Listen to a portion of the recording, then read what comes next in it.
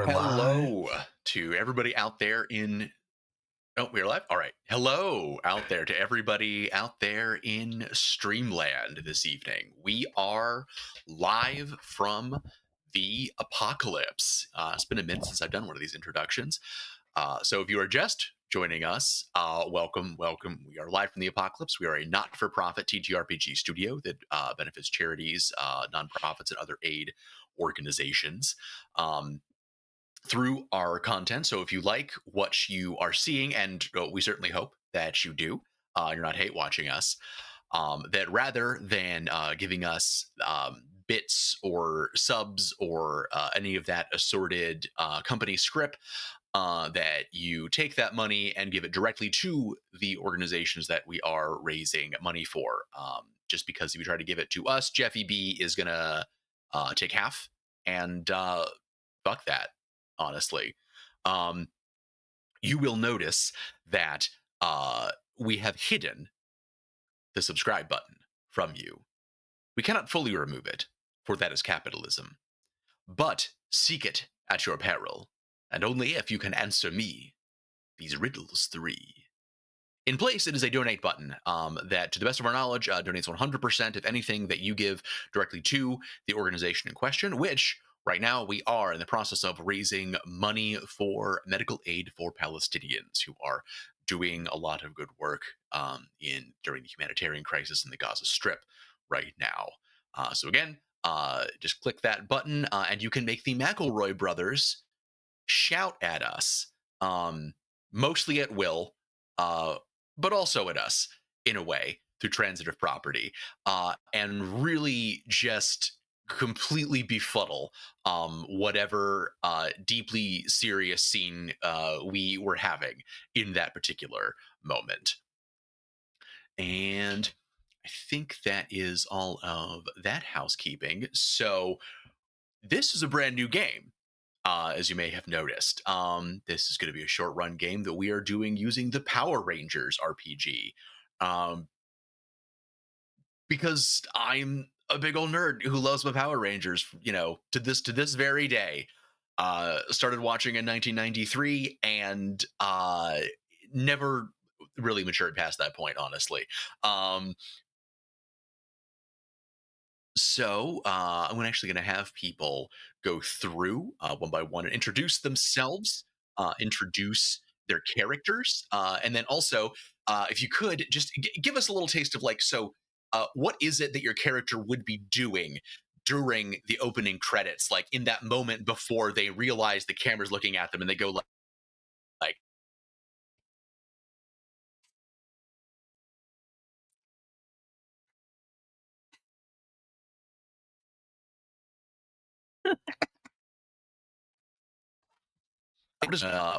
we're just right to left. Oh dear. Uh-oh. Hold on.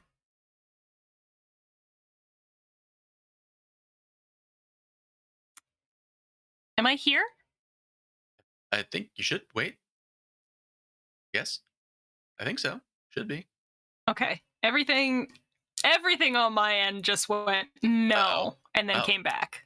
Okay. Yeah, Justin, fucking grip it and rip it, Nope, baby. We have a donation. Slap that down, dude. Shit, yeah, dude. Crack one for the big boy.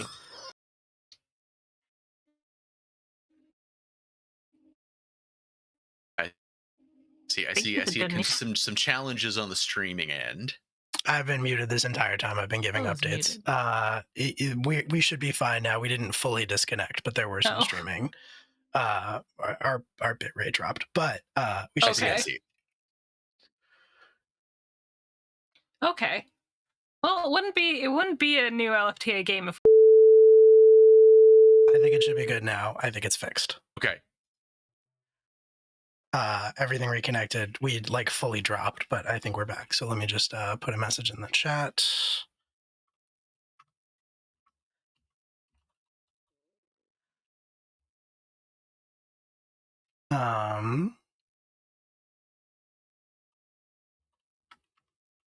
chaos starts immediately. It does. Yeah, it begins immediately. But let's get it out of the way up front. Yeah. All right. Sorry. Who was Julia going first? because I don't think anybody heard your description. I'm so sorry. Oh no. Okay. That's fine. I can do it again. Just go. Just take two. Yeah.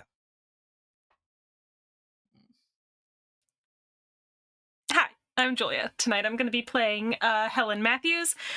She's the Yellow Ranger. She's very, very tired. She's home after a rousing bout with academia. And in the introduction of this show, you would see her at the front desk of her family's bed and breakfast helping a family check in. She'd hand over the key, and as they walk off the stage, you would have her see the camera, and then she would just kind of give an exasperated little huff and put her hand in her chin because working in hospitality is a nightmare. Yes, And that's correct. Helen. Correct facts. Yeah. As I was saying before, as a former night desk clerk, yes. And I think it's Eli's turn. Oh, hi. My name is Eli. I'm playing Kit Wells, and aka also Kingsley. And I think for their little intro, it's them in a dark SUV, like heading into town, and like right before they stop. Like at their house or something like that, there's gonna be like just like a random fan holding like a terrible sign, on there, just like slamming up against the door, and then it's just like a turn to the other side of the window and just making like a just like a like a nervous okay like look, and then a freeze frame. But that's Kit. extremely cool. And Will. Hi, hello. I'm Will. I'm going to be playing Parker Mills. And I think for the credit sequence, the camera would probably like be on a very kind of intense shot of Parker playing guitar and singing by himself in like a bar or a cafe, coffee shop or something like that. And then the camera starts to like pan around to show that there's nobody there. And he quickly like grabs it and pulls it back onto himself so that you can't see how empty the room is in a panic. Yes.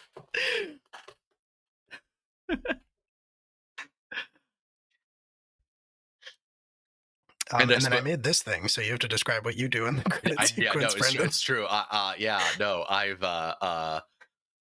delayed the inevitable long enough. Hi, I'm Brendan. I am the storyteller. I'm going to be playing literally everything and everyone else that occurs in the game.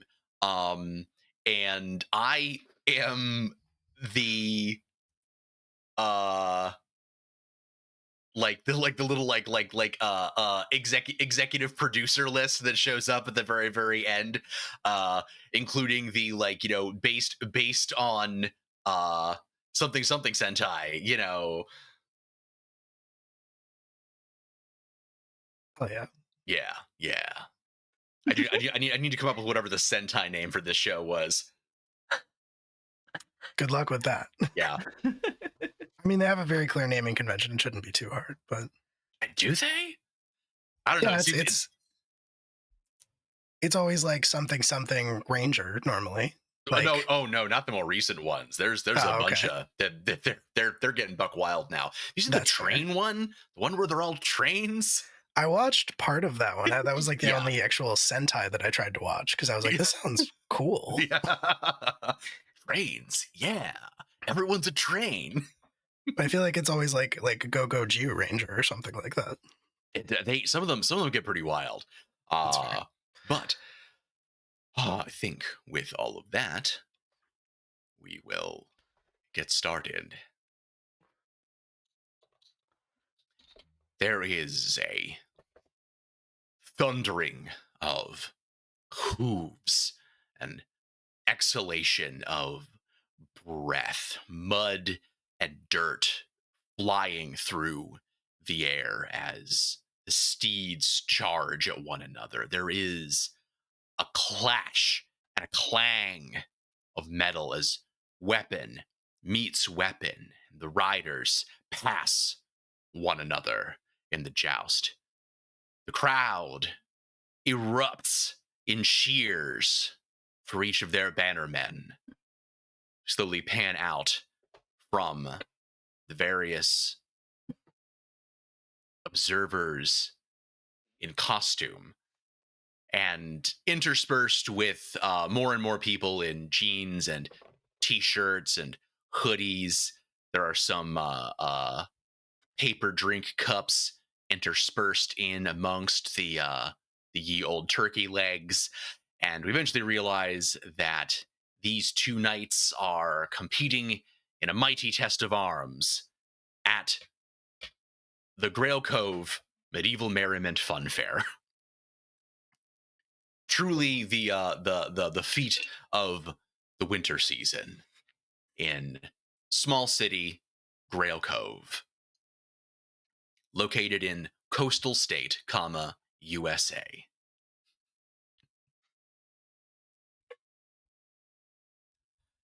In amongst the Renaissance hubbub, let's go through one by one and talk about what each of your characters are doing. Julia, what's Helen getting up to at the Medieval Merriment Fun Fair?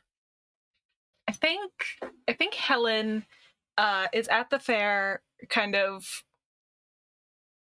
not necessarily against her will, but like this wasn't her first choice of what to do on her day off. But she's here with her cousin, and they're standing in line waiting for some concessions. Helen won't admit it, but she really has missed in her time away the like honey roasted nuts that you get in a little plastic cone that you can eat. And so she's listening to her cousin go on and chatter about things going on in his life because he's younger, he's still in school. And she's just kind of standing there nodding and looking around and taking in the place that she grew up. I am actually mildly surprised that Helen is not working today. Helen's surprised too. Yeah. Well, I just meant in the sense that I figured that your family's B&B would have some sort of either like a pamphleting thing going on here at the fun fair, or maybe even a booth of some kind, a side hustle. That is true. They probably do. I think that's probably actually where Nana is. Nana You have just managed to get out of actually working there today. Yeah. Presumably on the condition that you babysit your cousin.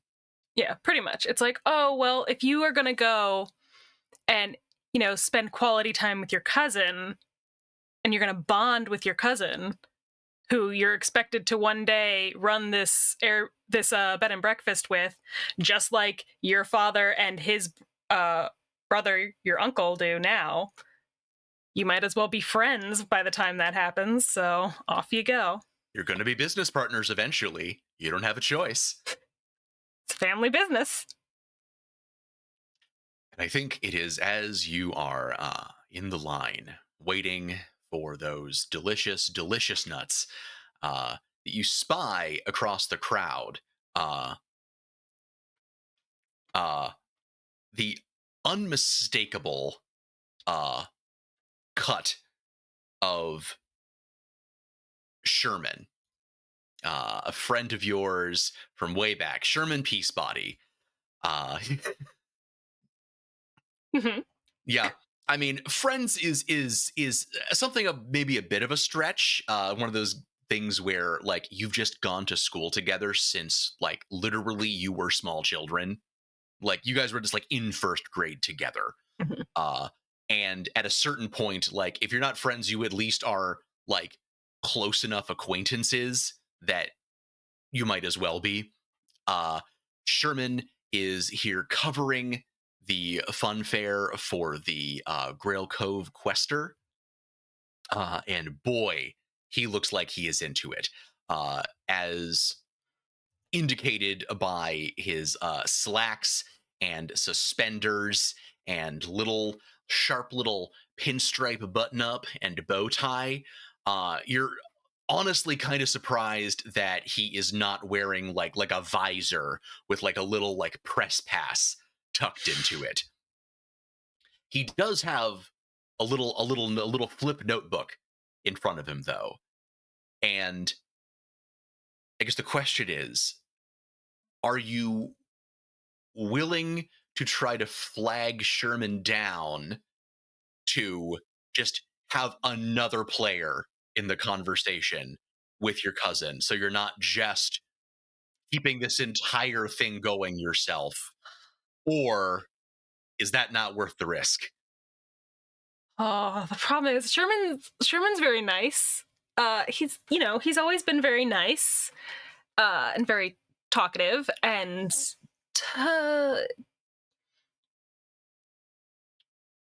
very talkative is the problem here. Yeah. On the other hand, you have been holding up this conversation for a while. I think at first Helen like isn't going to do it. She's like, no, that's too much. And then she realizes Sherman can really, really talk, and Josh can really, really talk. And if she gets them in the right talking frequency, they might not even notice if she just disappears. So I think at the last second, her arm shoots up, and she kind of like cuts off Josh a little bit, kind of like mid-sentence, to shout for Sherman and get his attention and wave him over. He kind of like looks around at the press of people trying to figure out who's shouting at him, and then sees you and is like, oh, and weaves between people just to be like, oh, Helen, how's it going? Good. You know, day at the fair, very busy, very busy. Are you working? Oh, yeah, no, I am. I'm on the beat. I'm on the beat for the quester today. They got you. They got you working, but then again, you know, it is a busy time of year for. I mean, you know, when you do what you love, you don't work a day in your life. And honestly, there's just something about the printing that it's better than coffee. You know, as far as I'm concerned. I love this guy's nuts. Have I mentioned that? I got to interview him later about his nuts for the quester. Sherman, I don't know if that would be appropriate. I think some of these might be proprietary even.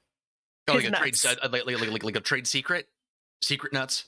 Something like that. I could kind of believe that, but I should probably kind of get a poll of some of the business people here. Got to talk to this guy about his nuts. Are your folks here? I think they have a booth here, right?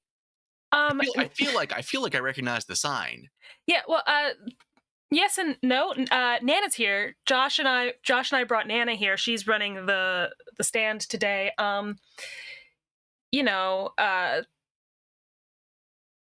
Dad had to stay home, and he wanted to put up new lights, and my mom had to stay home to make sure my dad didn't fall off the ladder again. So they're at home. Yeah, I wouldn't want to end up in the paper again. Not for that. Not for that. But I can't believe that we've only been doing this for a few years. Like, this already feels like just another like Grail Cove tradition.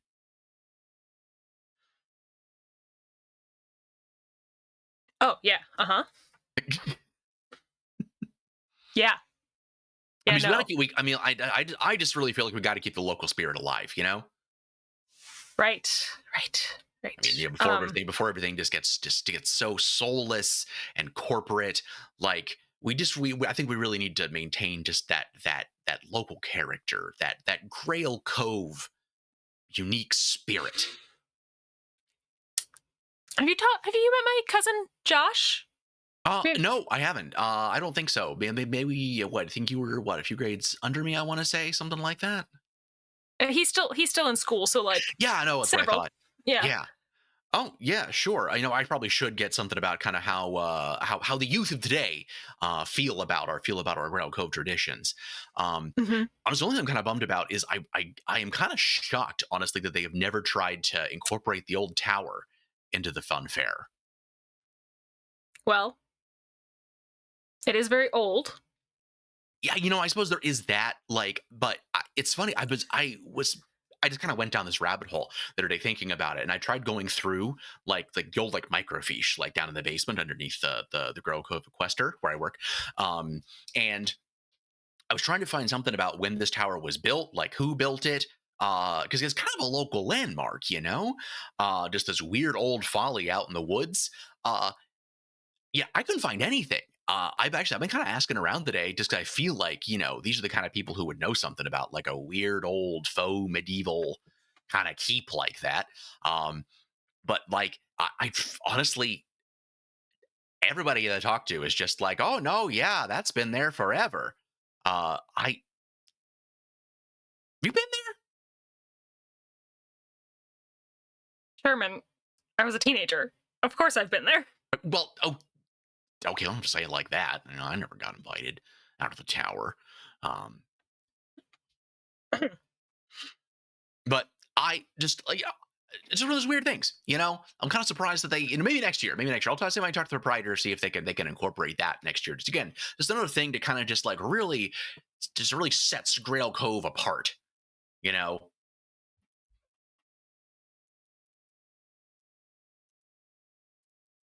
Yeah. Yeah, you're so right.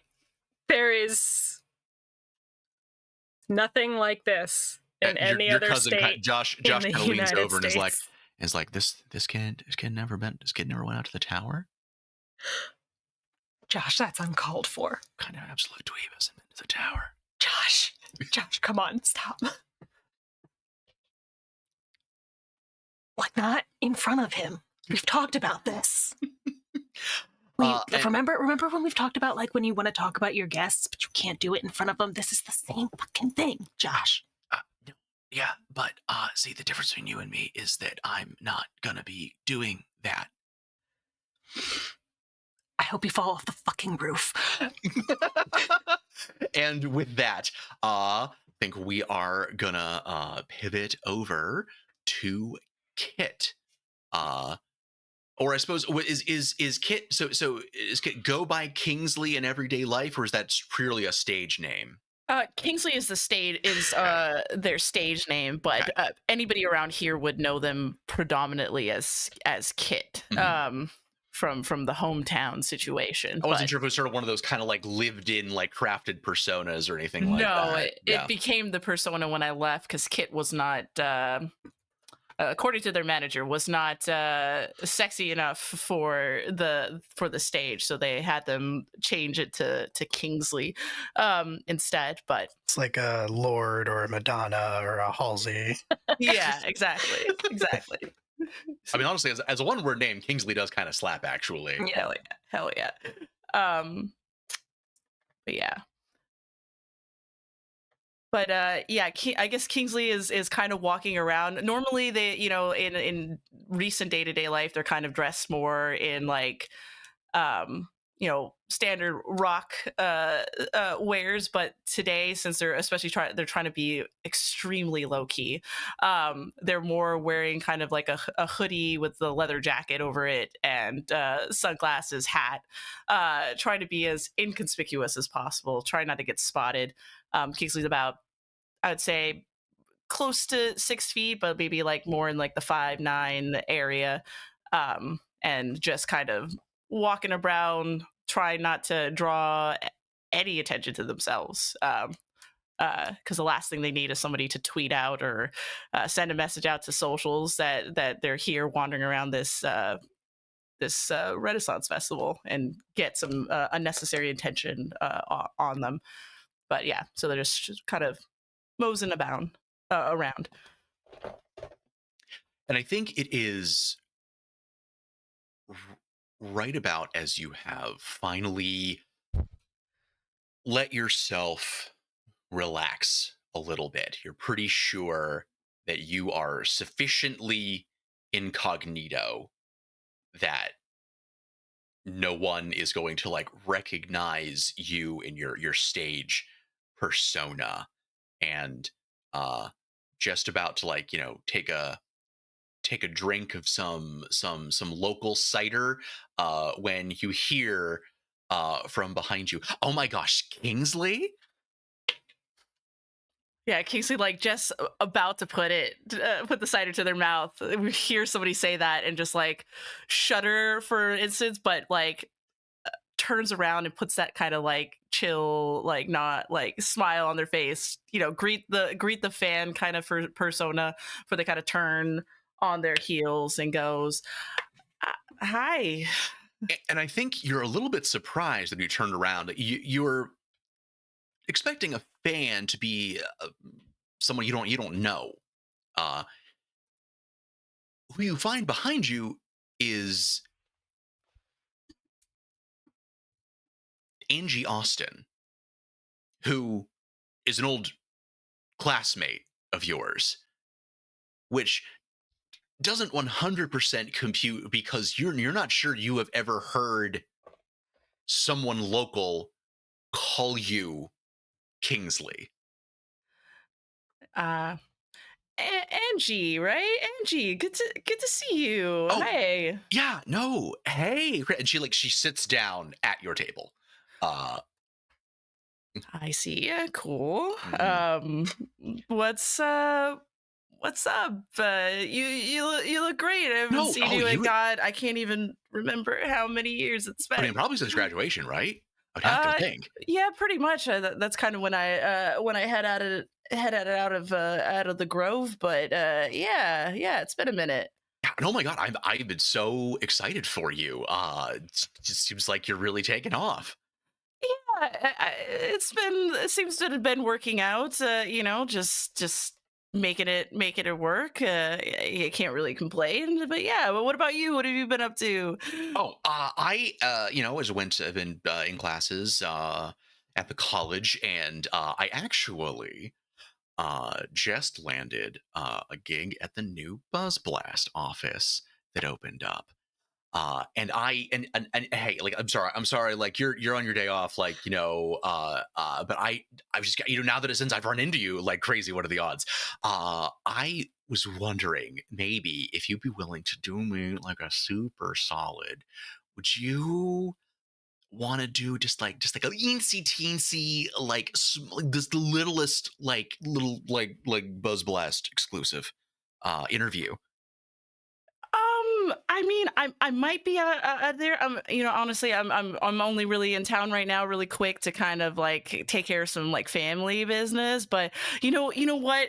And the Kings will kind of like shuffle through like their jacket. You know what? Here's my agent. They're the one who kind of makes sure that I'm supposed to be doing this kind of stuff. Give them a call. Tell them that we know each other from school, and we'll see if like my people can contact your people. We can suss that out. But sure. No, absolutely. In fact, I will text them right now. Proactive, cool, nice, yeah. So while she seems occupied in doing this, it's like, so what have you been up to in the city? Honestly, I got in yesterday like afternoon. So yeah, again, I'm just here to kind of see, for my dad, but also Nona. So I'm just kind of catching up with family a little bit. But they mentioned that this was going on and told me I should go check it out. So yeah, just taking a look around. It's fairly new. It's only been going on for like 4 years, something like this at this point. I can never decide if it's like lame or really awesome. I mean, it looks pretty fun so far. I mean, I'm having a good time. Yeah, fried food, Dark Ages themed violence skill activities. Yeah, no, it's honestly, I'm a fan. I can kind of say I'm doing a piece on it and get a free ticket, it's a press pass. But it starts to get kind of same, after like 4 years. But I am super glad that I came this year. I did not think I was going to run into you here. Yeah, didn't think I was gonna run into you either, but it's always good to see a friendly face, Your phone buzzes, and it's your PR guy who's just like, who is this person? This person is texting me. I'm like, I might be just like, oh, I'm sorry, one second. Text them is like, give them the runaround, and send that back. But yeah. So it's so good. I haven't had a really chance to see really anybody else, but I figured this would be the spot to find him. And look, we found each other. So good. Yeah, no, and I was actually kind of curious. I was even going to ask you if you had talked to any of your old bandmates.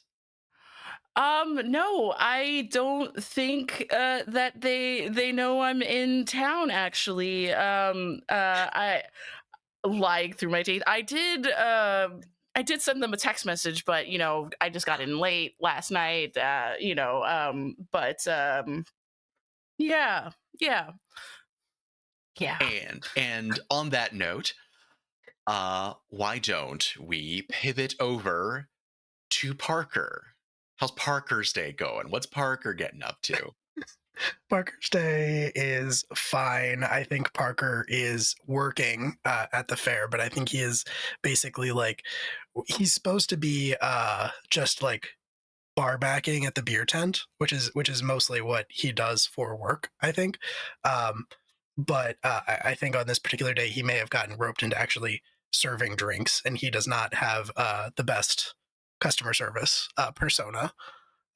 So there have been mixed results, but Parker is kind of your local punk guy.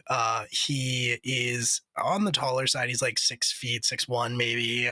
But in high school, up until a few years ago, he was very much like kind of a beanpole.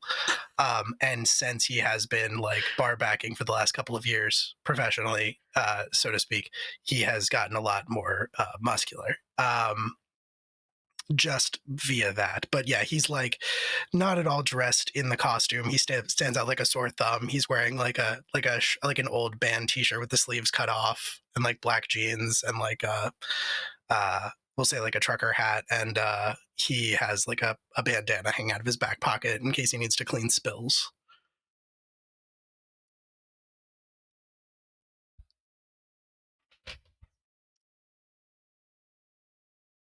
What would you say Parker's overall opinion of the mid-coastal medieval merriment fun fair? It's fine. I think he gets stuck working it. I think normally his opinion is ambivalent. He is not enjoying it today when he has to interact with people who keep coming up and trying to order like ye old lager. He has no time for this. We have Budweiser. Yep. And I think you've just had like a big press because the joust just let out, and everyone just absolutely rushes the bars, when that happens. So you have just had a crush of people. You've just had a chance to finally fill everyone's drink and take a breath. Use your banana. You have cleaned up the bar. You've reset everything. And finally, you're just like, all right, and they coming? No? Okay. Getting a breath. When you hear, well, if it isn't Camel East. And that is not the normal nickname for your band. In fact, there is only one person who uses that particular nickname for your previous band. And it is your younger brother, Colt. I think as he Parker lets out a sigh, and as he turns around without even looking, because he knows who it is, he says, "It's not even the best insults for the band name. What, do you want me to shout the other one? I mean, no, I don't care what you do. I mean, think about it. Like, which of those would you prefer people be shouting from the audience at your shows? Mm-hmm. Mm-hmm. I mean, you would have to imagine having an audience for your shows first. Mm-hmm. Yeah. Mm-hmm. What are you doing here? Because I'm not serving alcohol to minors, so. At that point, so he has showed up with a small like group of fellow youths, and when you say that, one of the cohorts with your brother sort of elbows him. It's like, "Bro, I thought you said he was cool," and he sort of he brushes it off like, "No, I mean, like what? Like, no, what? What do you think? What do you think we're here to, beg for drinks from you? No, no. Why would we do that? No, we absolutely pre-gamed in the parking lot. We're good, brother. We're good. Mm-hmm. Mm-hmm. Mm-hmm. Yeah, no doubt. Yeah. Yeah. How many Smirnoff ices did you steal from the fridge in the basement? You got a narc? No. Maybe drink some alcohol first, and then we'll see. Look, whatever, man. Only reason why I know I took him is because you live there. Mm-hmm. Mm-hmm. And did you need something, or? And one of the guys is like elbows him again, and it's like, okay, like, dude, are you gonna ask him or what? It's like, no, dude. He just said he wasn't gonna do it. Well, then why are we still here? That is anyway. A great question, Chad. Yes, his name would be Chad. Yes, I'm guessing. But it's like, yeah, okay. Look, whatever. What? I see my brother. I can't come up and say hi. You didn't do that. No, I did. You didn't say hi. Okay, I guess I didn't. You didn't do that. No. Yeah. Okay. All right. Okay. Fair. All right. You know what? That's on me. I just kind of maybe try that approach next time. All right. You know what? Like, well, look, whatever. I don't need this. I don't need this right now. I don't need this from you, of all people, right now. We got better things to do than hang out with a has-been working bar. And they gaggle off. And one of them, Chet. Of course, they all have C names. Yes. One of the Chet trails behind a little bit, and he says, "I mean, actually, I kind of thought, Cameless kind of rocked, actually," and then just scurries off to be with the rest of them. He can't, like, he's gripping like the God, I'm blanking. The tap. He's gripping the tap as he handle what make the alcohol go. Handle what make beer go. He's gripping the tap and he can't tell. He like lets out. It's pronounced Cameless.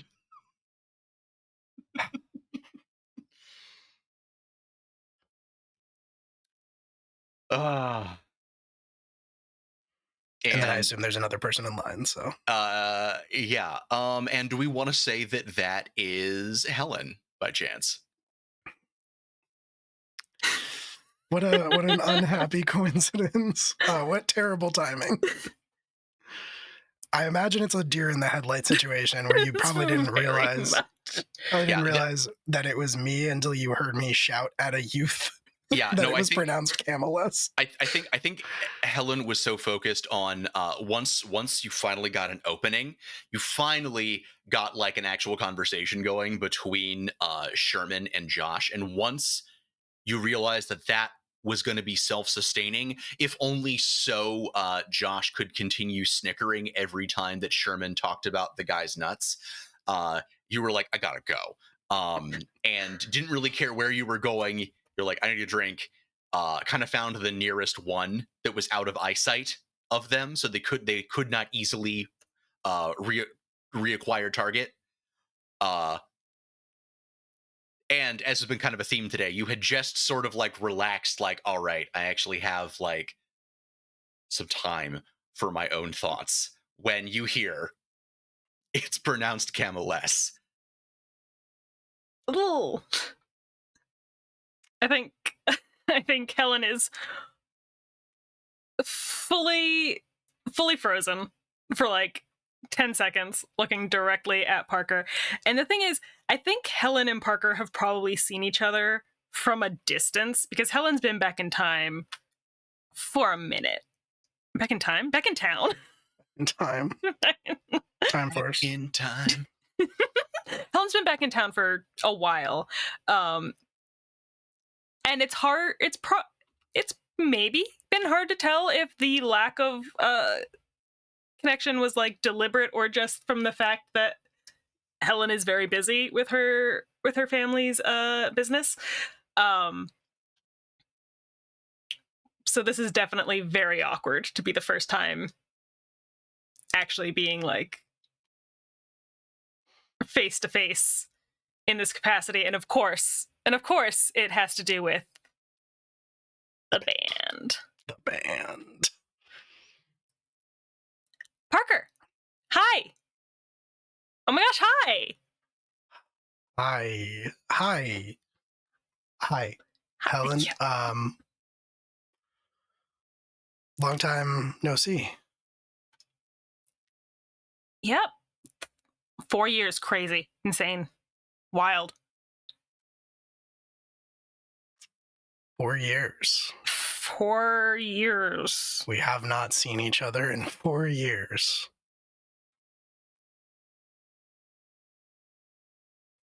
You're working? Yeah. Yes. Yeah. Often and also currently. Do you want a beer? Yes, I will take a beer. Whatever's on, and she kind of like gestures to the tap you still have a death grip on.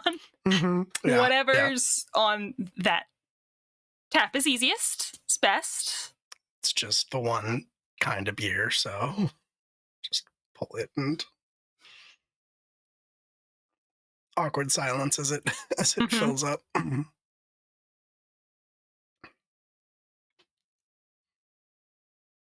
So yeah, no, you go ahead.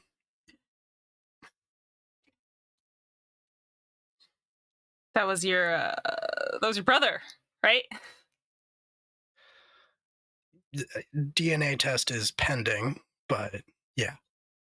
So they tell me. So funny, yeah. Ouch. Oh God.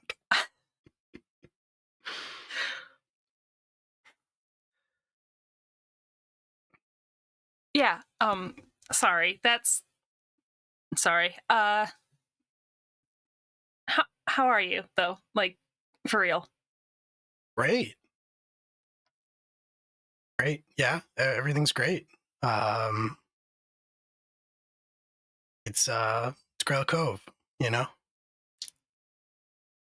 Right. I'm gonna let's not hold up your line, but The guy behind you is like, hey, can I get a beer? Helen just turns around and just like gives him her beer. She's just like, here. Yeah, I'm not gonna hold you up, but we should catch up, okay? I'm gonna be back in town for foreseeable future, so we should. Oh. Yeah. Okay. Did it not?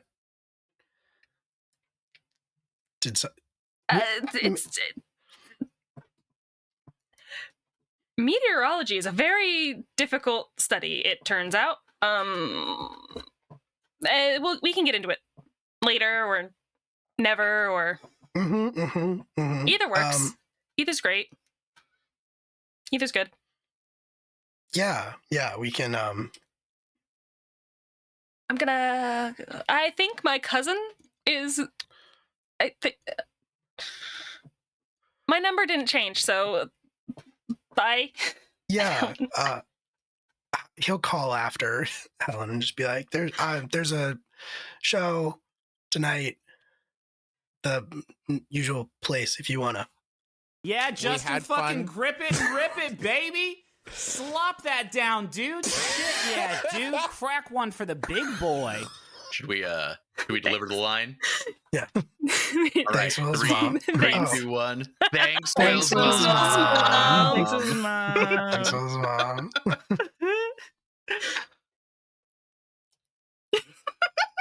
Incredible. Yeah, Parker just calls out and says, "There's a show, the usual play," and doesn't really get a chance to finish it but she gets the idea. Hopefully. Yep. And pivoting back over to Kit, where you have at last managed to shake Angie. Yeah. You got up to go walk somewhere. She sort of followed you in that way that she thinks that she's just carrying on a conversation with you, and you're a social unit now. You know, did succeed in separating, sort of severing that cord there in one of the crowds. And as you're walking around, you have become more attuned to the presence of cameras recently. Just because of, well, you're not a major like paparazzi target, but like it does happen. And so when you see someone with a like visible and noticeable camera, there is this, kind of immediate like reaction. So you relax when you realize that they don't seem to be pointing it at you, or indeed have even noticed you. And another moment of looking reminds you this is another classmate of yours back from Grail Cove High. You're back home. This is going to happen. Yeah. And you recognize Wallace True. He had at one point in time, worked for the school paper at your school with Sherman. Though not sure what he's doing these days. He was into photography then, very into art. You remember there were some sort of some problems with his family back then, but haven't really kept in touch. Seems like he's just snapping some photos of the Merriment Fun Fair. Kind of getting down, trying to get it from some various angles. He has what looks like some pretty like professional lenses on the end of his camera. Oh, that's a nice upgrade you got there, Wally. Better than just a standard Canon point and shoot from high school. Oh, what's that? Oh, hey, Kit. Haven't seen you in a minute. Yeah, it's been 4 years now. I'm back in town for a little bit. Yeah. Oh, yeah, that's cool, I guess. I'm just, yeah, no, it's a pretty good upgrade. My stepdad bought it for me. It's pretty cool, I guess. Just kind of, I don't know, people watching. Right on. Yeah. So yeah, Ren Fair, that's pretty cool and all. Hey, listen, any chance you've maybe seen Parker or Helen around? They still around town, maybe? Maybe not? Thank you so much for the follow. Oh, yeah, Parker, Helen. I mean, I don't think I've really seen Helen around. I see Parker, sometimes, sometimes playing shows, around town. Sometimes I'll do some freelance photography for the paper, snap some photos down there. I don't really know what he's doing these days besides that. I think he works at one of the bars these days. Why? You guys getting the band back together? uh, uh, no, not really. I don't think so. But I'm just I'll be in town for like maybe a couple of weeks, taking care of some family business. So I just thought I'd ask around who and when I see these folks, just maybe catch up if I can. So, where'd you go? I went west. Got a steady kind of music situation going on for me. It's been pretty lucrative, picking up traction, just making it work, but just kind of exploring that for a while. So yeah. No, that's cool. Seems like feeling like you got like a direction, something you really enjoy.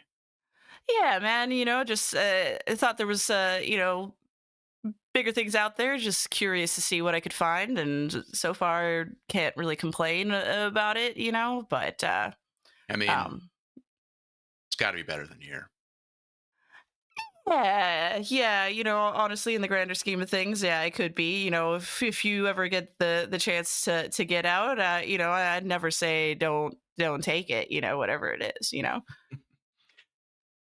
And as he's sort of giving that kind of wry chuckle, he looks like he's about to say something, but is cut off by a rather sort of a booming voice. It's just like one moment. I was trying to remember full character names. My bad. Don't have those memorized yet. They're such good names. Yeah, I know. I got to remember. I asked in the chat what name generator you used for this game. Yeah.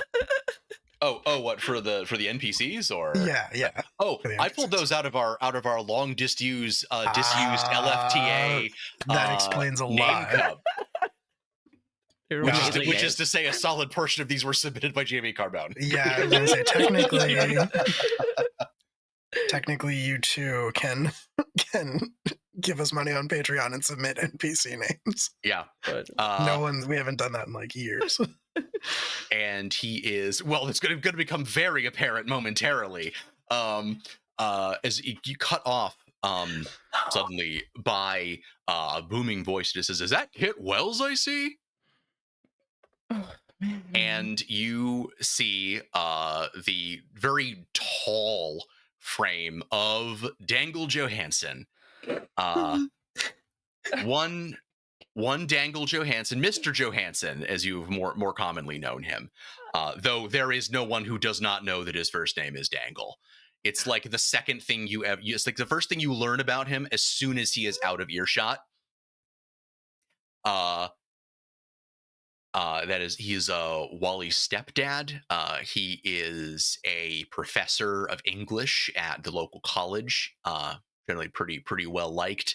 And he's super involved in stuff like all around town, like coaching youth basketball, as his height would probably suggest.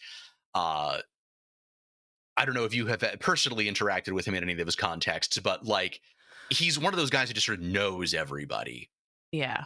I think if I've knowing Elise Wallace for a little bit, I probably have seen the involvement of Dangle. Yeah. And whatever feeling you have of that sort of like, is that Kit Wells I see? You see it almost like mirrored on Wally's face at the same time as he looks at you with something like sympathy. Oh, Mr. Johansson, sir, so good to see you. I feel like you've gotten taller. Everybody says that. I just think everybody else is getting smaller, right? I mean, that could also be a possibility. You look well. Trying to maintain my svelte, girlish figure as he takes a bite out of a turkey leg. I mean, everything for a growing man. But yeah, it's good to see you. Yeah, no, you too. So you went off to you're a big city girl now, right? Yeah, a big city kind of guy. At least just took some steps out of town and got to see the views and stuff. You can't really complain. Yeah. Yeah, no, that's pretty cool. You ever thought about like doing like a seminar over at the college or anything like that, or Ooh. doing like an assembly back at Grail Cove High? I could probably talk to the principal, put something together. I mean, that sounds cool. Never really gave it much of a thought. I mean, the kids around here, they need a role model, you know, like they need something to aspire to. Yeah, I mean, sure, I'd be willing to put in a little bit of community service and here and there. You know, I enjoy the occasional charity event. So, let me know how we could kind of facilitate that. I'll be Oh around for a no, while. yeah, sure. I mean, is your number still the same?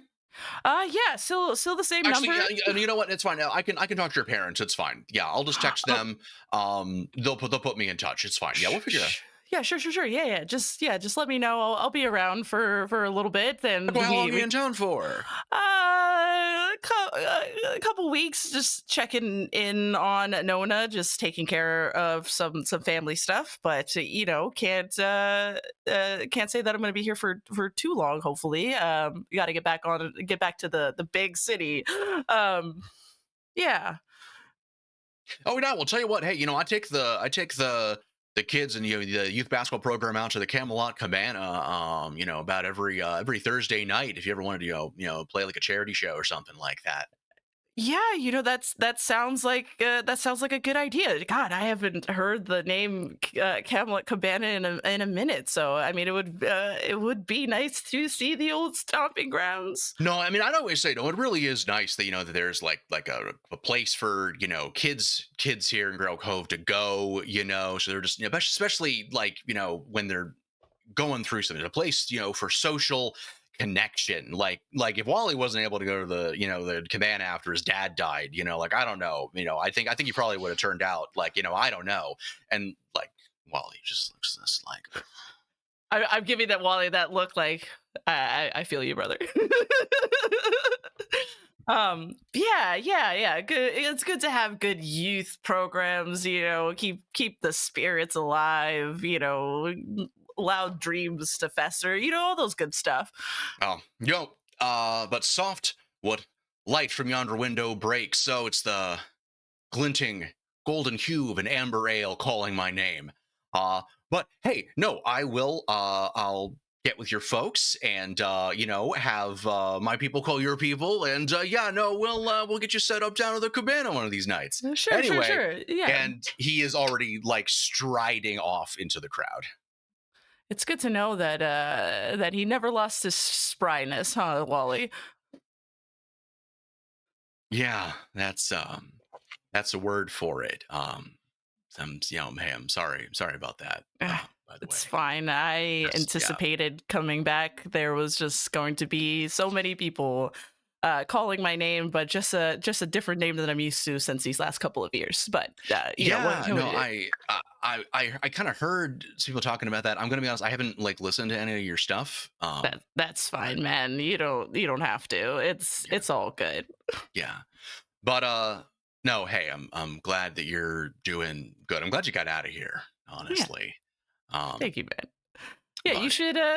You should show me. I mean, it looks like you're expanding the photo realm for you, man. You should show me some of your work sometime. Yeah, it's more of a hobby than anything else. Like I sell some pictures to Buzz Blast and the Quester. But no, it's more for me. Nah, I get it. Hey, listen. Sometimes you just got to do a little bit for you, but so don't knock that kind of down. Yeah, but maybe I could show you some of my stuff at some point. I don't really have like a portfolio or anything, but Yeah, dude. Whatever. It's good to catch up where and when I can. So might as well. Yeah. And that, as you were just sort of finishing that conversation, you hear like screaming. Like, and for a minute, you kind of you assume that it's like cheering, from like the joust field.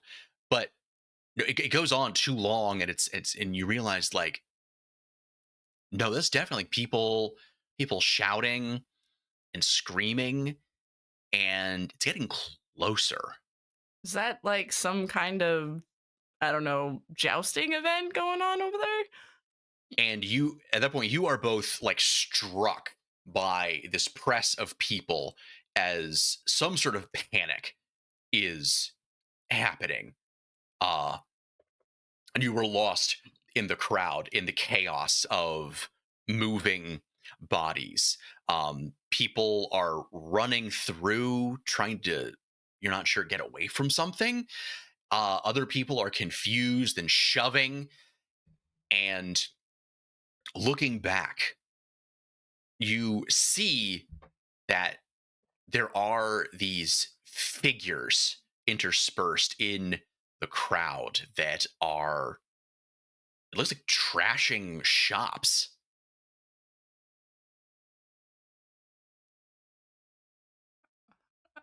Hold on, Wally. I'm curious enough to move over there a little bit closer, see what's going on.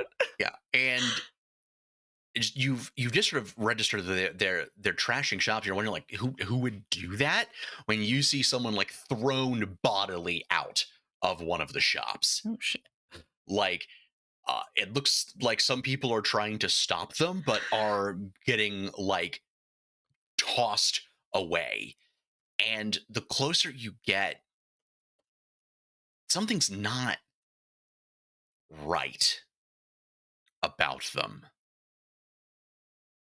They're humanoid, but they're sort of only like half formed, kind of misshapen. You're not sure if they're wearing kind of like gray spandex, and there's these like clumps of like dirt or mud or something like all over them, and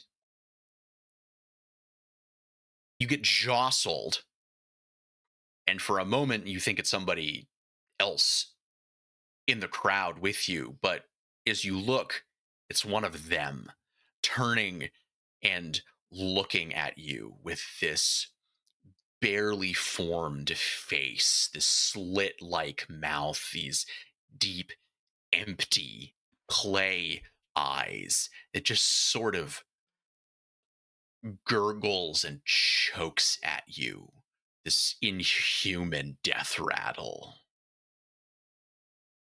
Hey man, you don't seem to be really on theme. Just fully just mosh pits you into a wall. Fuck.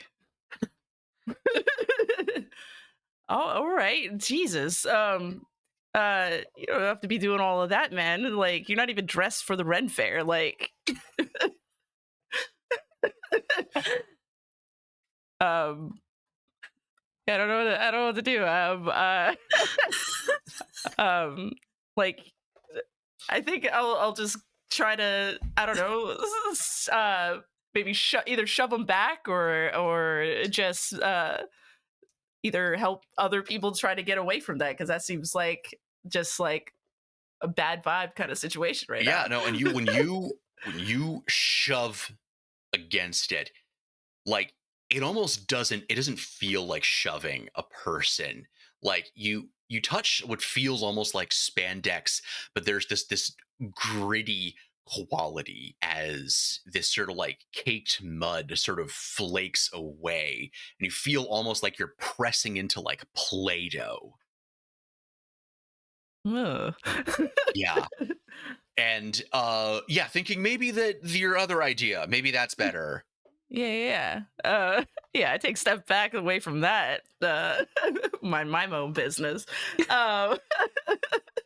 But yeah, no, I'm gonna try to grab the nearest person and move them away from the situation. If they're gonna go trash the Ren Fair, that's their business. And you grab someone and are trying to like you pick someone up off the ground who has fallen. It looks like they sprained their ankle. trying to kind of help them limp to safety. And we're gonna cut over to Parker and Helen, where Helen, you had not gotten terribly far away from Parker's beer stand when similar pandemonium erupted nearby you, and you were seeing the same situation occur. There was this screaming, this press of people, and these weird clay people, these putty like people, just creating mayhem and assaulting people. Hate that. super hate that. They have this weird, almost sort of like gargling, gobbling sound that they make. Oh.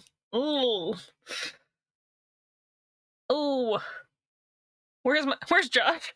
I'm just like, oh shit, people are Helen's like, crap, people are. Helen's assumption is, oh no, people took the Ren Fair thing too seriously, they're on mushrooms, and now they're freaking out. This is like that Viking bath salts guy all over again. Where's Josh? Fun bit of Renaissance Fair trivia is that this is exactly the reason why you can't have real swords at the Maryland Renaissance Festival. Because the bikers used to show up with real swords and get too drunk and fight each other. Facts. Yep. And that's just what Helen thinks is happening here, is people in costume taking the atmosphere a little bit too seriously and getting a little bit too rowdy, and she's like, crap, where's my cousin? I'm responsible for my cousin. Shit, where's my cousin? Also, Sherman probably can't take care of himself, so where's Sherman? I think that's her first priority, is just like looking around and trying to see where they got off to, or if they got swept away by this crowd of people. Okay. What is Parker doing? I mean, Parker is keeping an eye out, but I think if one of them like lunges for Helen or looks like they're going to lunge for Helen, then he will fully like leap the bar. You see, like, I think Helen is sort of distracted by scanning the crowd for Josh and Sherman, and you see what she does not immediately clock is someone coming up to the side of her laterally, and you see one of these putty creatures, and as it is sort of loping towards her, it raises a fist that grows almost, becoming this sort of large clay cudgel that it raises over its head. Okay. I think Parker does not know what is happening. He doesn't really know what any of that is, but like the Renaissance Festival, who knows what they're selling here. So I think that his instincts take over. Parker is no stranger to mosh pits. He also works at bars, so he's kind of used to like drunken people being like aggressive and stuff like that. He is not a martial artist by any means, but I think he just kind of clears the bar and yells out, "Hey!" to try to get this thing's attention. He's not a martial artist, but he knows enough like to do like hockey rules, basically, like grab like where the shirt would be and hold them at arm's bay so that he can like wind up a good hit. So he's just going to try to punch this thing. All right, and similarly to when Kit shoved them, like you go to like to kind of like scruff them, and you feel like underneath the spandex, almost like grabbing like a fistful of like clay.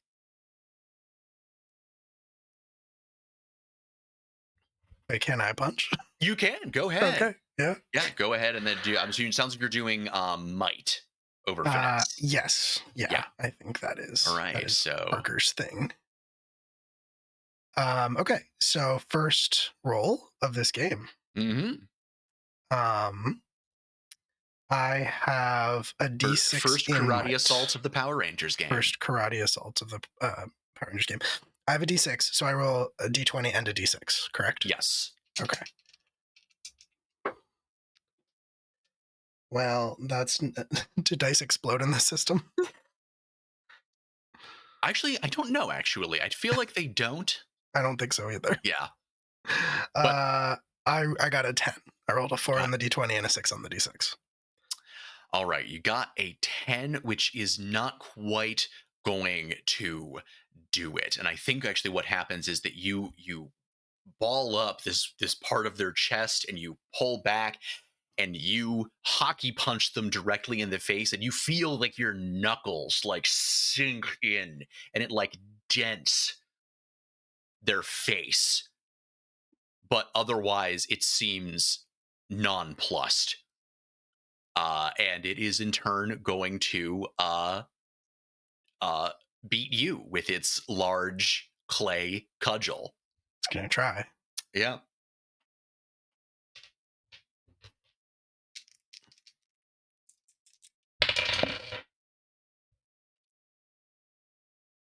So what is your toughness?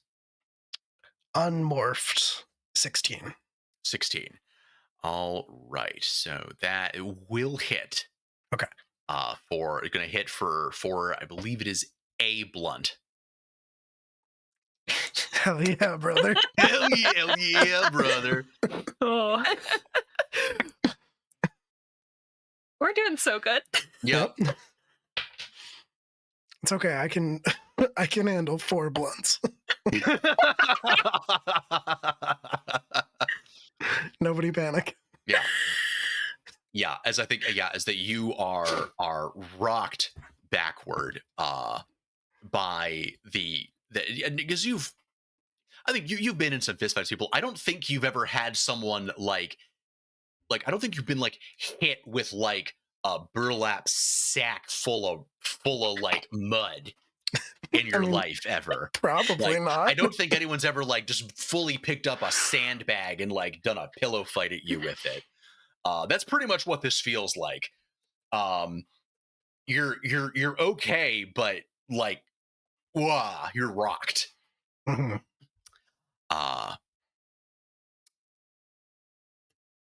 Helen, what are you doing? Well, I assume that happening nearby is enough to get my attention. Turn around to see this. I think my immediate instinct is I'm gonna pick up this is kind of like a foodish area. I'm gonna presume there is a chair. I'm gonna pick up the chair and I'm just gonna whack the individual standing in front of Parker, who just, I imagine that was like a very like wet. It's a decidedly wet noise. Yes. Yeah, I'm gonna give him the steel chair. All right, gonna give him the chair, which sounds like a great improvised weapon, which I know there's a section on. Let me see if that changes anything.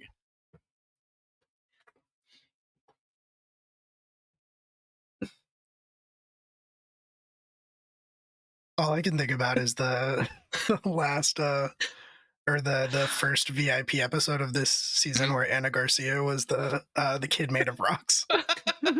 This thing punches me in the face and I just hear her go, I'm rocks. I'm just rocks. All right, so since it is an improvised weapon, unless you have, I don't think you have any sort of relevant specializations that would enshare.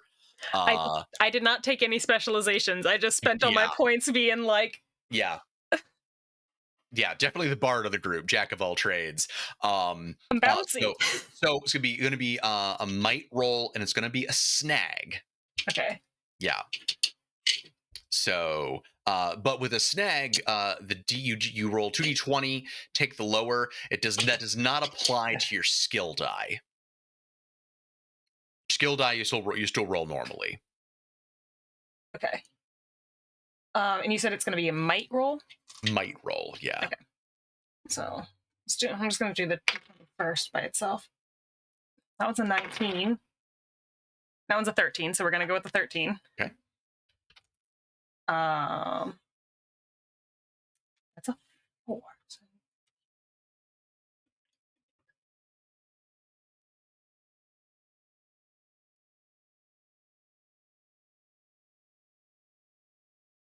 Oh no, math. Oh no, math. Oh no, math. My old nemesis. My old nemesis. Truly, Numbers. 17. All right, that does hit. And I'm just gonna it does 1 damage automatically as an improvised weapon, but that is actually enough. As you hit this guy across the back. I'm assuming you're not going for like a headshot. You're just going for like across the back with the chair. Yeah. But it causes them to just sort of like crumble. Just like crumble, just sort of kind of a loose pack of mud. And there's just this pile of clay at your feet before it sort of just disappears, almost like evaporates.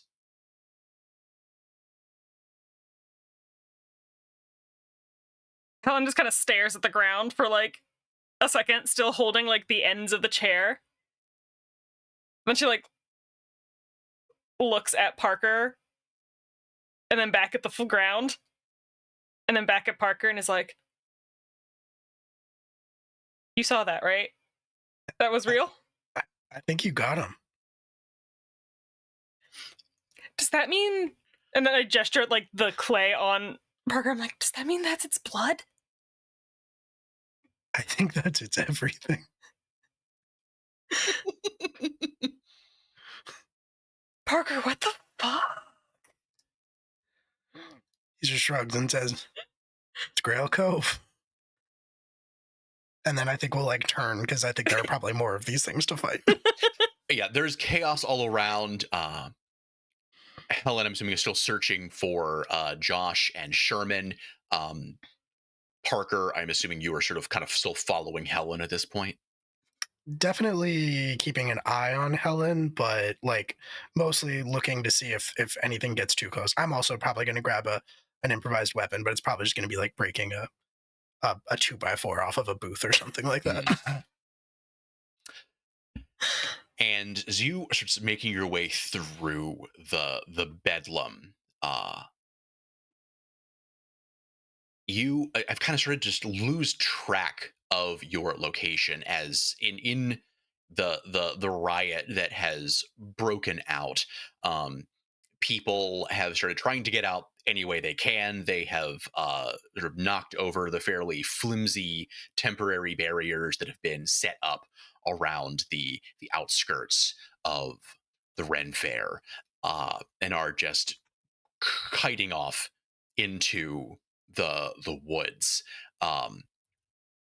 And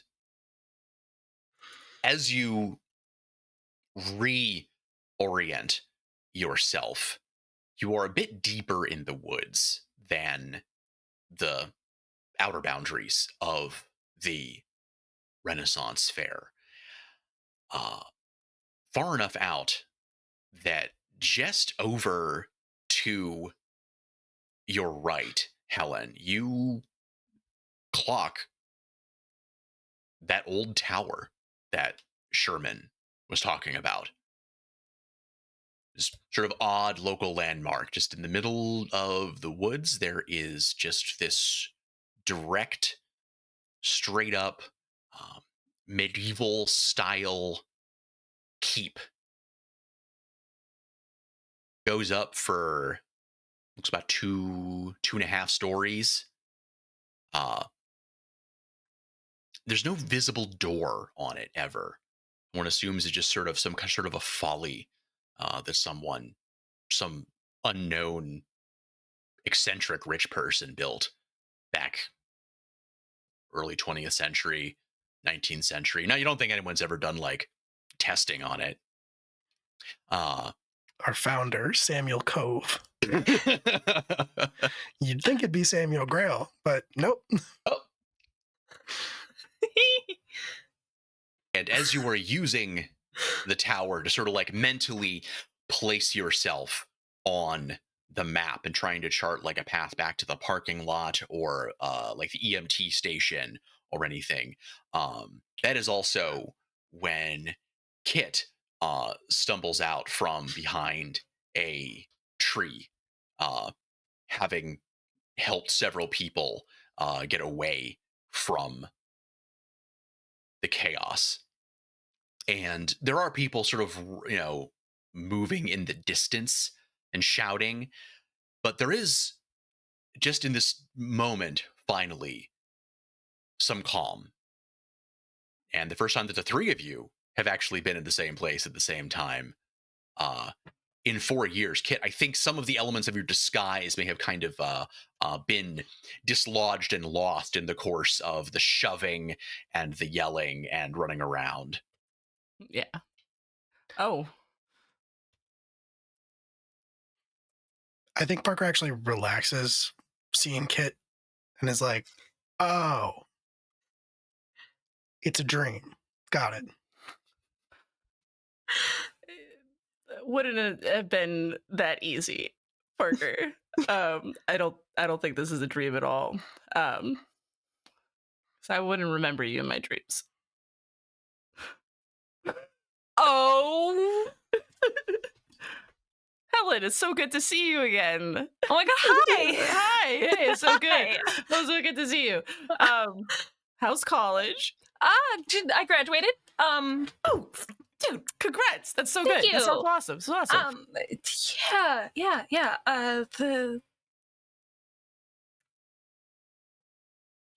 You're Renfair's also like- covered in the goo. Yeah. One shoved me. One shoved back. Is that normal for a Ren Fair? Like, this is kind of my first time going to like a Ren Fair situation. Is that normal for a Ren Fair? You know what? Genuinely don't know. They don't have those in LA? They do, but sometimes when you're in studio sessions that are a little bit busy, sometimes you don't have a lot of time for it. But it's so good to see you again too, Parker. It's so good to see you. It's like the day I left, like, looking just as good. I think I'm gonna pass out. Helen's not gonna pass out. Helen just thinks maybe if she passes out, they'll stop. Yeah, and I think as your conversation sort of takes you over by the tower, as Helen, you kind of try to like find like a place to like sit down, catch your breath, and you sort of like sit down, lean back against the old moss covered stone of the tower. It feels nice, feels cool against your hot skin from running around, sort of idly kind of like gripping some like the pine needles under your fingers. And you think almost that you start to feel the tower. It's not really a good word for it. Almost kind of thrum, almost like a bass line. Ooh, I like somersault forward away from it, just like no. Oh, What is what? oh, that felt terrible. Oh, it's alive. The building's alive. Oh. I'm gonna pass out for real. I was joking before, but I think I'm gonna pass out for real. I think it's gonna approach it more curious than anything about what that might be, or like what Helen said on. You just said the building's alive. It felt so weird, Parker. Touch it. I don't. Yeah. Don't be okay, a bitch. Touch it. I'll touch it. And you touch it, and for a moment you feel nothing. You feel just like cold stone, cold granite. Fine, feels normal. And then as you say that, again, you feel kind of a tone almost reverberate through it and through your fingers, through your bones, even. Yeah, I didn't feel anything. It's just normal tower. Normal, regular, mysterious I'm tower. just going to keep saying that this is normal, and eventually it's going to be normal. Well, maybe it needs time to do it again. Kit, you touch it. Yeah, I'll immediately touch it without hesitation. Mm-hmm. It's just an old rickety tower that Old Man Cove made. Old Man Cove. I'll just touch it. Pour one up, Old Man Cove. That's what we always say. And you touch it, and you almost like immediately feel the same tone. Only it's joined by a second tone. That when you touch it, it almost you feel it in your teeth, in your fillings. But as the two of you doing it together, it kind of forms a chord, a harmony. It's not exactly music; it's more just like vibrations. And you start to feel almost kind of like a static electricity under your fingers against the stone. That's sort of like that kind of fuzzy feeling, like you're touching the screen of an old CRT television. That's weird. Helen, come put your hand back on this. Let's see if it makes the come back over here, Helen. Okay, fine. See, that's crazy that you felt something, because I didn't know that you had feelings. Oh my god, you guys. I mean, it's been... Come on, guys. It's been like not even 5 minutes. We just had a near-death experience. Can we like save the fighting until later? In the middle of you saying that, as you touch it, that you feel whatever this tone is reverberating through the tower and through them. It is joined by this kind of thrumming bass line that you first felt, that familiar sensation. And as they are harmonizing, there is, at least from your vision, sort of a flash of light, flash of colored light. As to any onlooker, it would appear that the three of you have vanished. And that is where we are going to take a 10-minute break. Oh, wow. Wow. Wow. Well, don't go away. Yeah, We'll be back. back. No. Going to medieval times. The gun has to go away. The gun has no place here. No.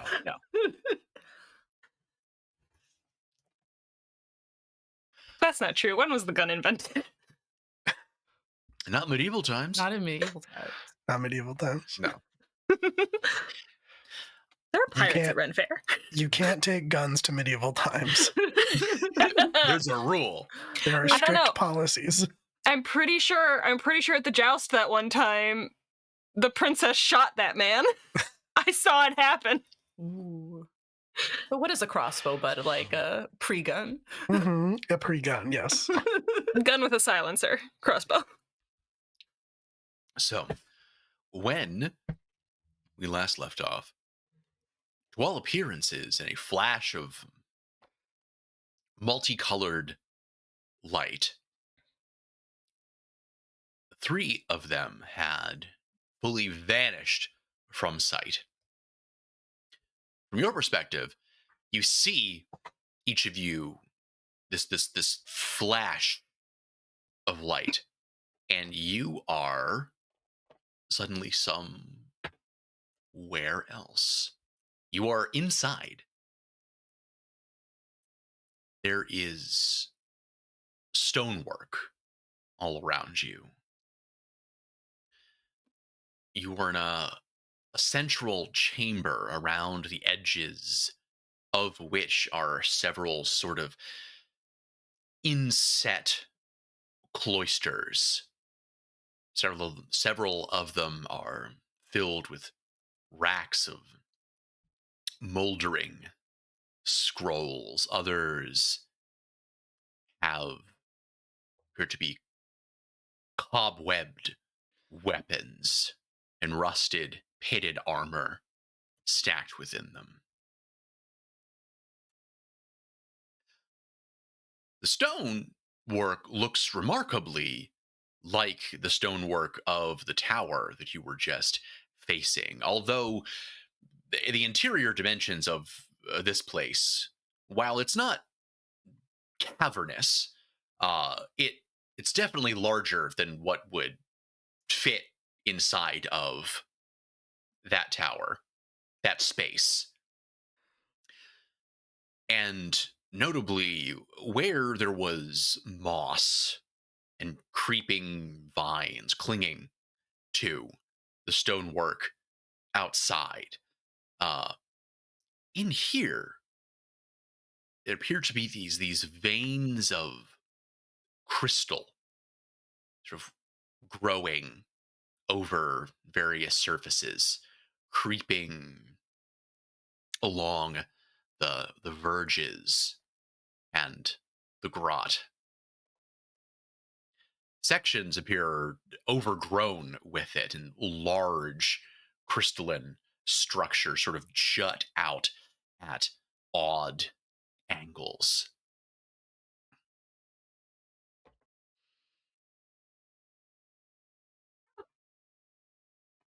Well, this is new. I immediately start like moving around the space to get a better look at everything. I'm not afraid to take those steps. Just nobody touch anything. Touching is how we got here. Yeah, but if we don't touch something, it won't be as fun. Come on, Parker, just give it a chance. Don't.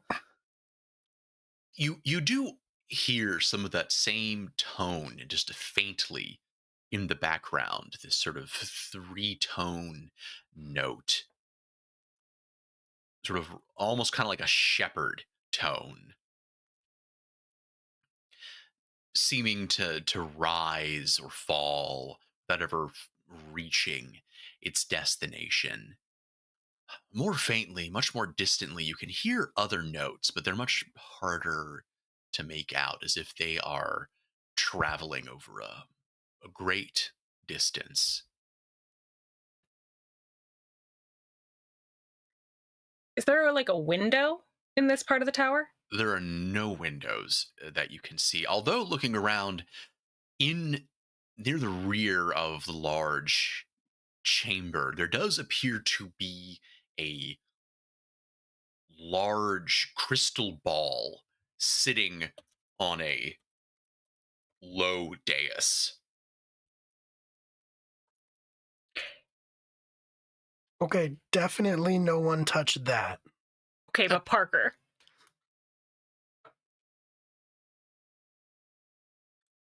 That is so obviously something.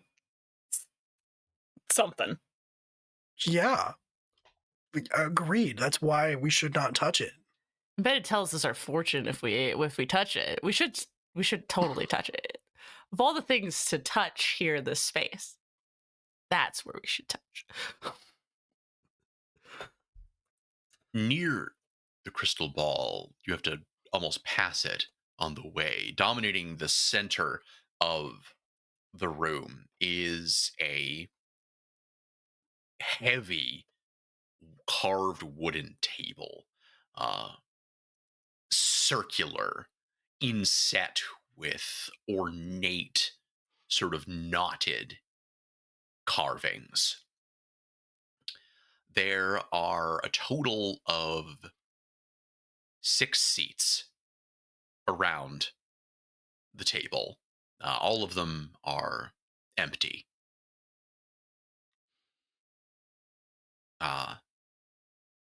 There are small little grooved insets in front of each of the chairs where it appears that something would rest, would sit. 3 of them are empty. 3 of them, however, do appear to have something sitting on them. Small metal, almost like a brooch or a belt buckle.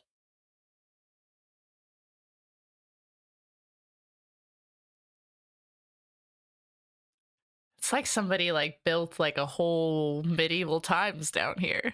Like,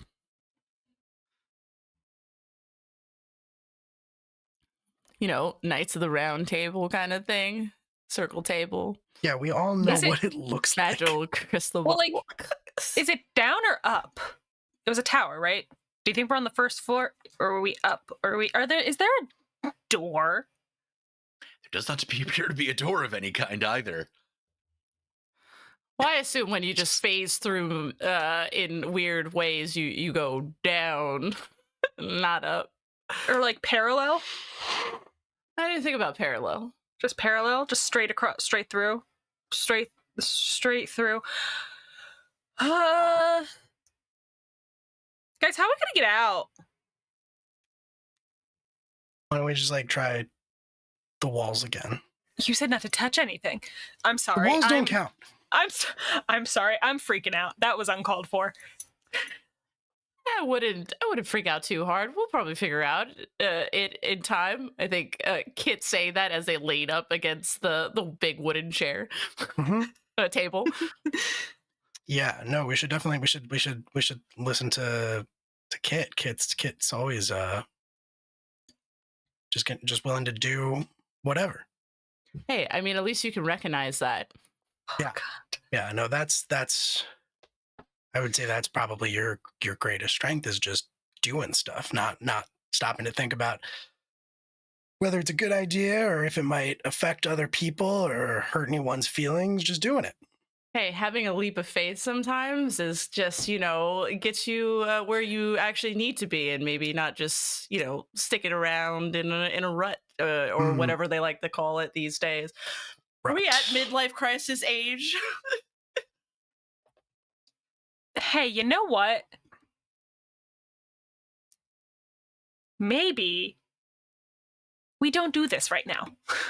Do what? This. This. Yeah, it's been 4 years. We could wait a little longer. Fine by me.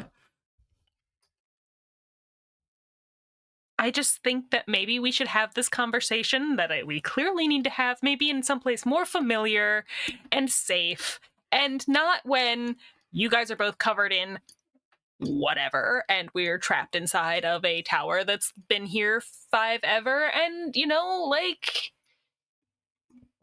when I'm not conversation is like a weird way to say apology, but sure.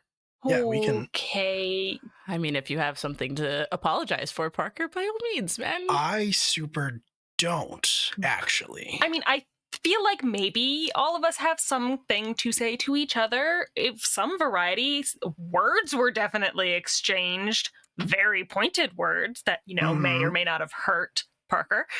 But is it possible for the words that we say to ever outnumber those left unsaid? And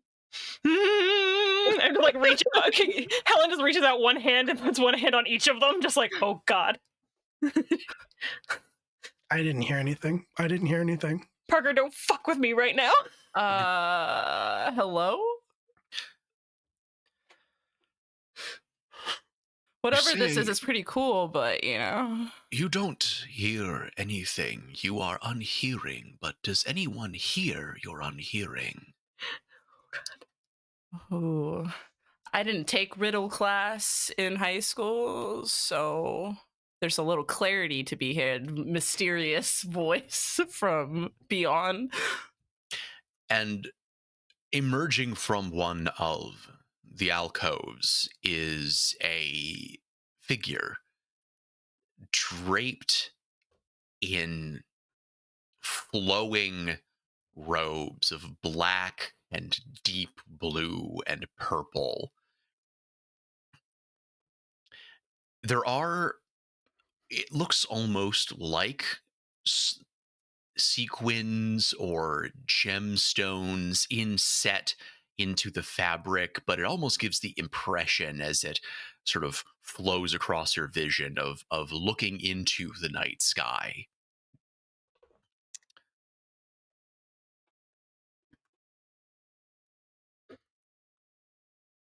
Hi.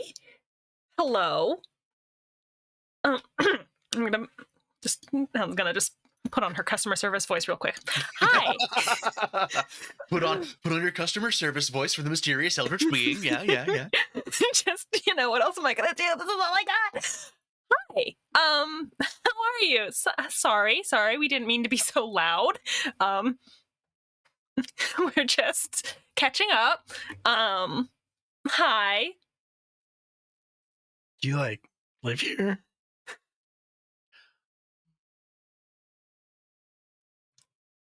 Does one exist in a place? If you exist in existence, does anybody know that you exist? Is this a mushrooms thing, or is this just like a fucking with us thing? I see. I'm sorry, that was foul language in your home.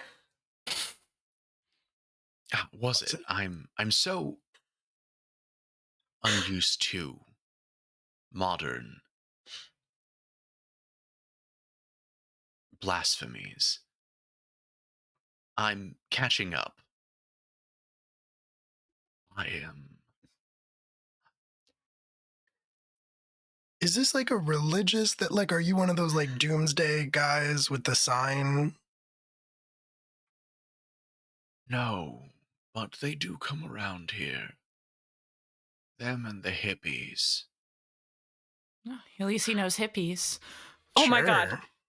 Oh my god, how long have you been living here? I have been here for quite a long time. And you see underneath his hood, it looks like a mask or a helmet of some kind. There is sort of something that looks like a metallic face, the impression of a nose and sort of a mouth and sort of like a single cast piece, like a Greek sculpture, but on top it's almost like a space helmet, it looks like. And within, you see nothing but more stars. Huh. Well, riddle me this, Magic Man. Where could one, I don't know, find an exit here? Because as cool as this is, I'd like to, I don't know, head back home at this point. Kid loves to leave, so you just gotta roll with it. Helen just digs her nails just a little bit from where she's got her grip on both of them. Just digs them into Parker just a little bit. Are you certain that is what you want to do? Behold the viewing globe. As he gestures towards the large crystal ball on the dais that now swirls with a fog and a bending light until it settles kind of staticky into an image of the outside of the tower, where you see that a number of putties have sort of surrounded it. Guys, he wants us to ponder his orb. No, guys, we used to hang out here as teenagers around the tower. This man has seen everything. I was holding that for a friend, sir.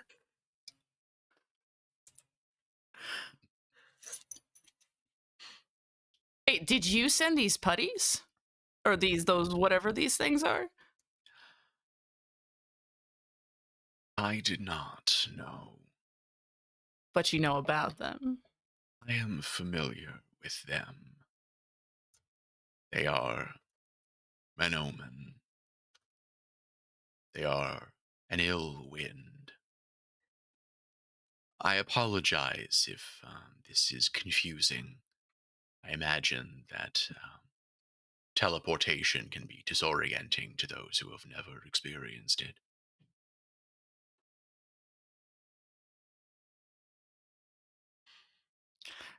The more you say things sometimes, not to be rude, the more questions I seem to find in need of asking. Questions are good. They are the bedrock of my people's learning their culture. I have had to learn to rein in my propensity for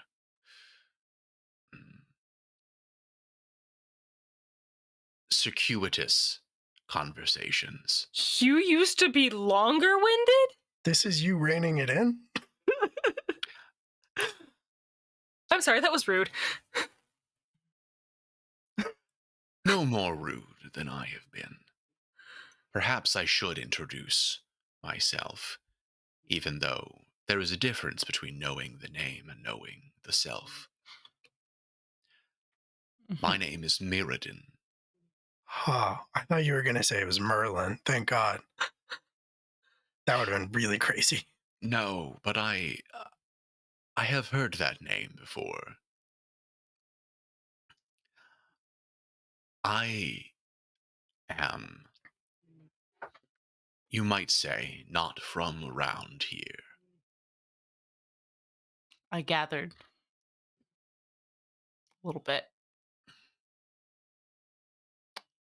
So if you're Mirrodin, cool name, but you said you know what those things are. You've been in this tower for like, I don't know, ever. So how do we stitch all of these individual thoughts into one cohesive pattern? That is always the riddle, isn't it? Oh my God, we don't have time for this. Please, I'm begging you. It's all been, everything you've said has been a riddle.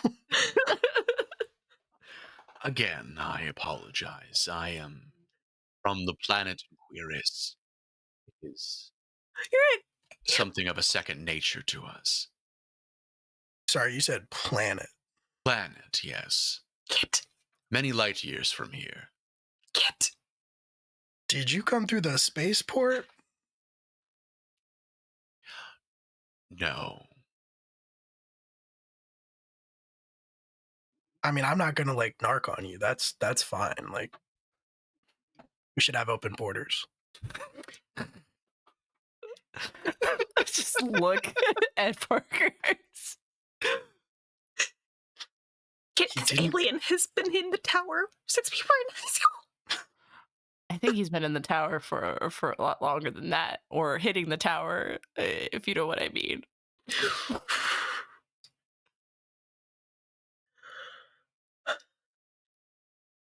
As to what this place is my sanctum. It is a refuge and a fortress for contemplation, for camaraderie. As to how you arrived here, I myself am not yet sure how to answer that question.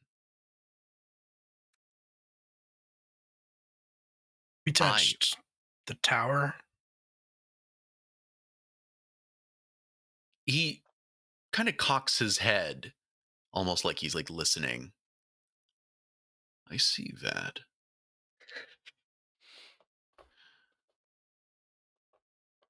Intriguing.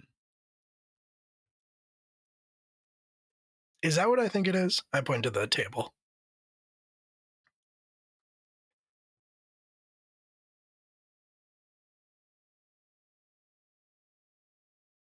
What do you think it is?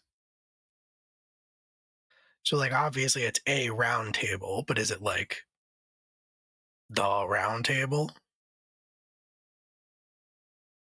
The.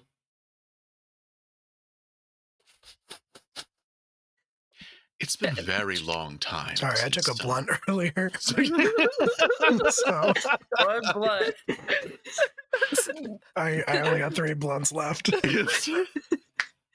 You will have to forgive me. It's been a very long time since someone has asked me a question that has confused even me. It is Good one. a round table. Yes, that is correct.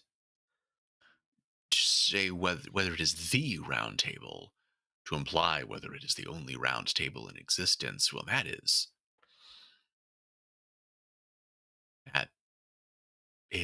frankly a query of great phenomenological interest.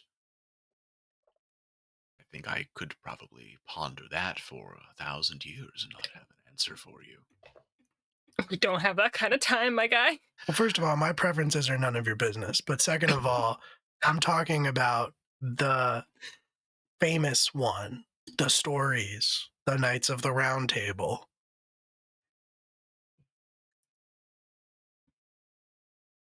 I don't know the answer to your question. Cool. Well, did this table have a purpose, and that's why it's in here in the tower? Well, yes. Okay. As I said, this was a place for contemplation and camaraderie. Now it is a memory. It is a lighthouse of sort. What happened to all your friends, old man? They were lost. Hmm. So you just been kicking it here with your orb for how long?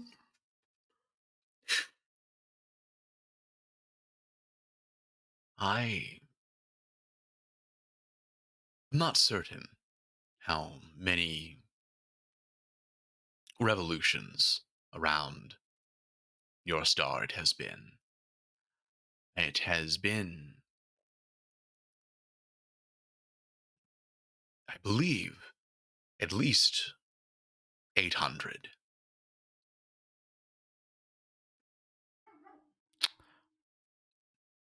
800 revolutions. Yes.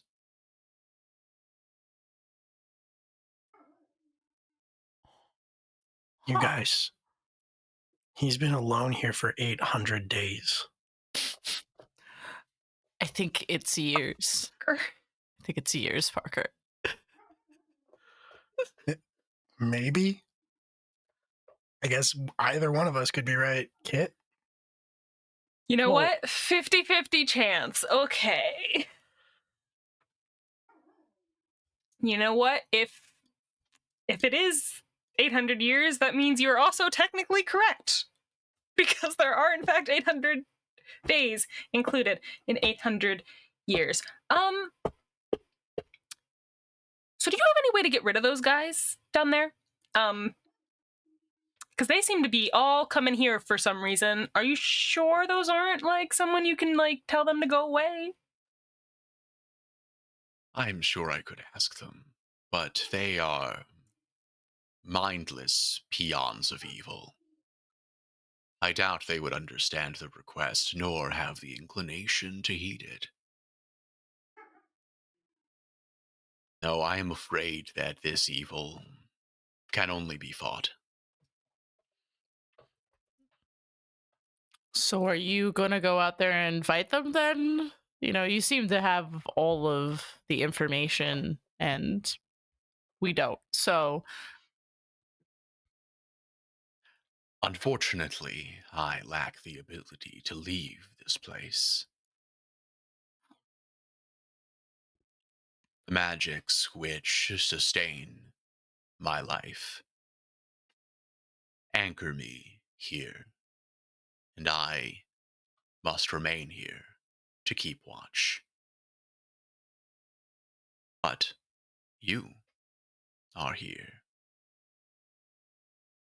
And while I do not yet know you, either your names or yourselves, I believe in the magic that brought you here.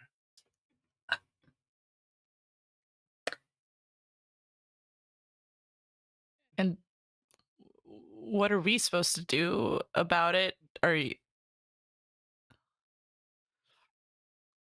like I could barely push one of those things over, let alone stop it.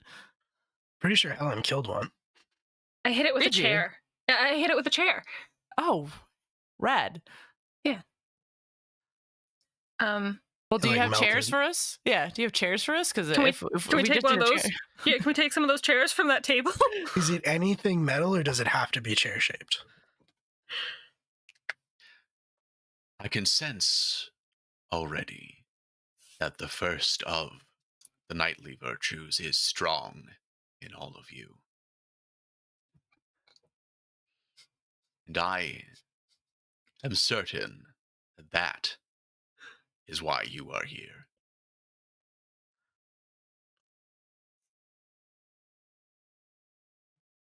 Cool. When you say knightly virtues, do we have to do them every night? Is it okay if we miss one, or with a K, Parker, with a K. what?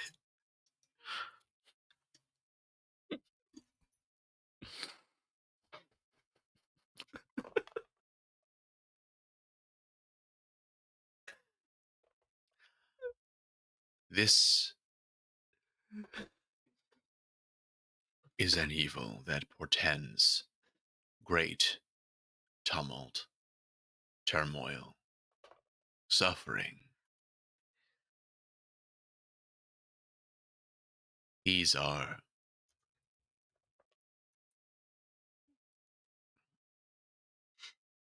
terrible creatures.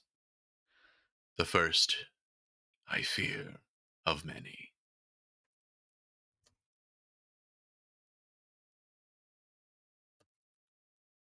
First of many.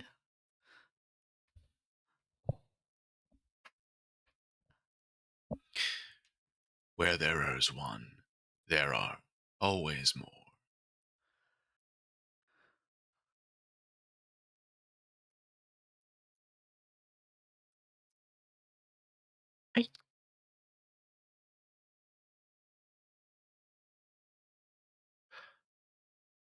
So we have to go fight these things.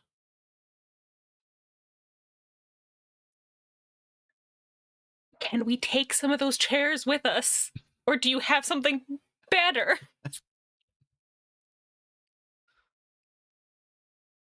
I do believe that your people will need defending. And I believe that that is why the tower brought you here.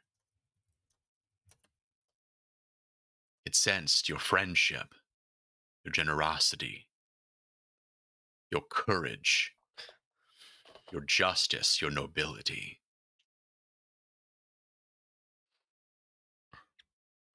Friendship, right? Sure. We only used to be friends, to be clear. Well, his face does not move. It is metal. You get the sense almost the way that he kind of cocks his head that is his equivalent of smirking. So you say. I trust the tower. Okay, Dr. Doom, just spell it out.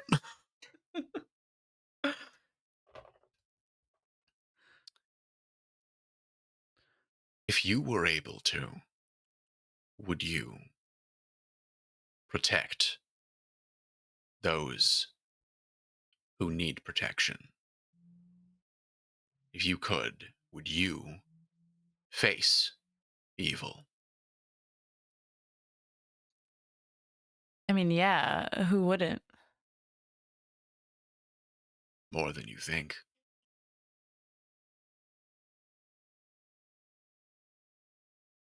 I mean, if there was somebody who, if there was a way to beat whatever that is, I wouldn't be opposed to giving it a try.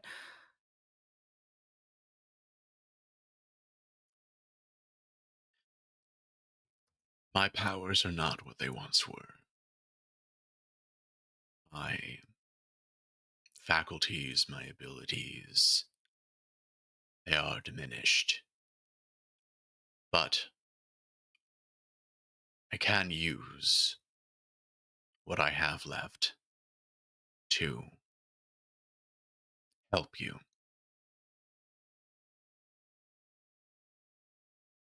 Upon the table, there are 3 morphers.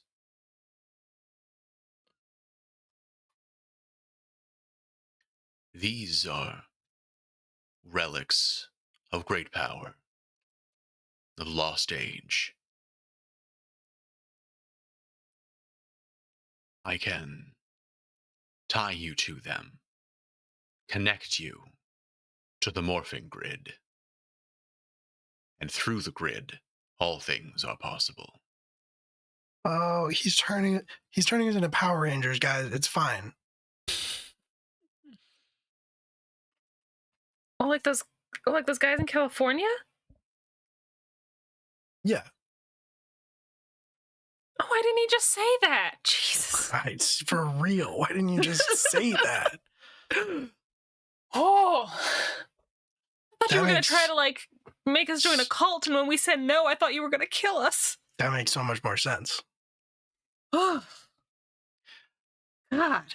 My apologies. Normally, I need some preamble before people just know what Power Rangers are. That was just amble, my guy.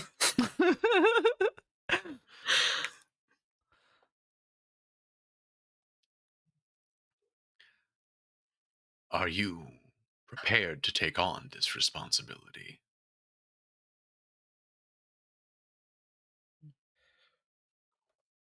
Parker looks down at himself and then looks over at Kit and Helen and is like, shit.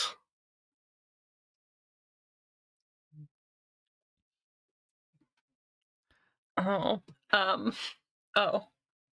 I mean, I'm willing to play this game. Yeah. Are you, Parker? You up for this? You up for it? Seeming a little cold feet about it.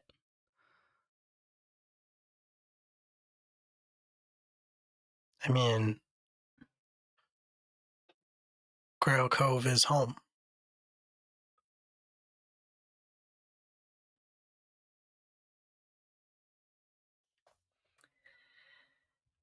And pick up your morphers and swear the oath of the Rangers Rampant.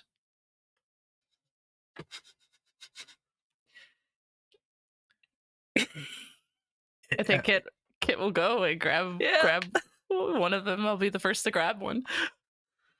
As you do so, like, you actually go to reach for one of them, and then you kind of pause and stop and reach for another one instead. You didn't really think that you had a preference, like, what's a morpher? I don't know, it's a morpher. But as you reach for one, you realize that no, this one. You're not sure why, but no, this one.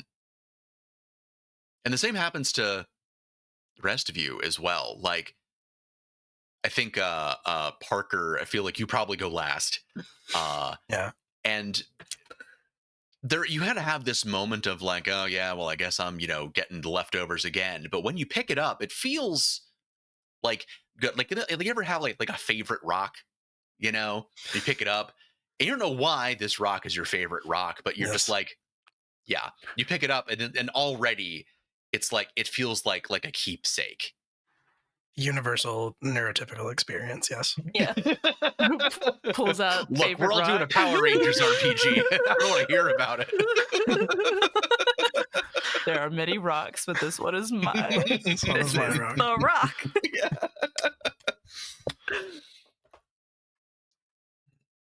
First, you must never use your power for personal gain. Second, never escalate a battle unless your enemy forces you to. Third, keep your identity as a Power Ranger a secret? Do you so swear? Sure, I swear. I so swear. I so swear.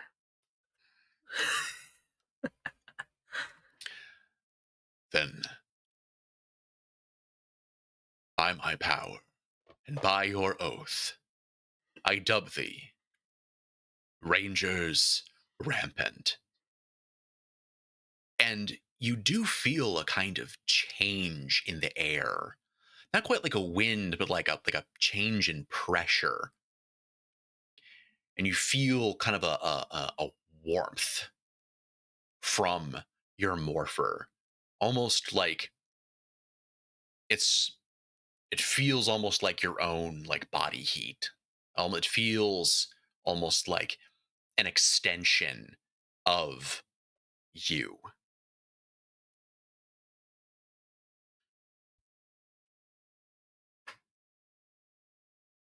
To call upon your powers, you need only raise your morpher to the sky and call out, "It's morphin' time."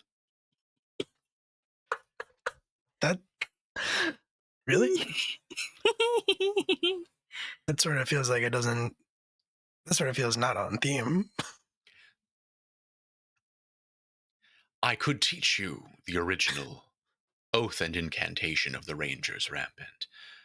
I've had to rather rapidly translate it into your modern vernacular. How is your Old French? Ironically enough, I do speak French. But how old is it, Kit? Oh, it's more the modern dialect, I'm not gonna lie. It's morphin times. Great. That's great. Yep. So Easy to remember.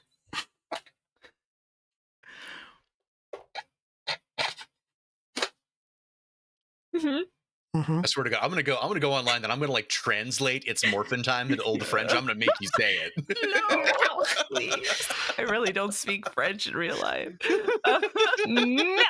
I was trying to think about what it would be in Middle English. Try to do the introduction of the Canterbury Tales, but Juan and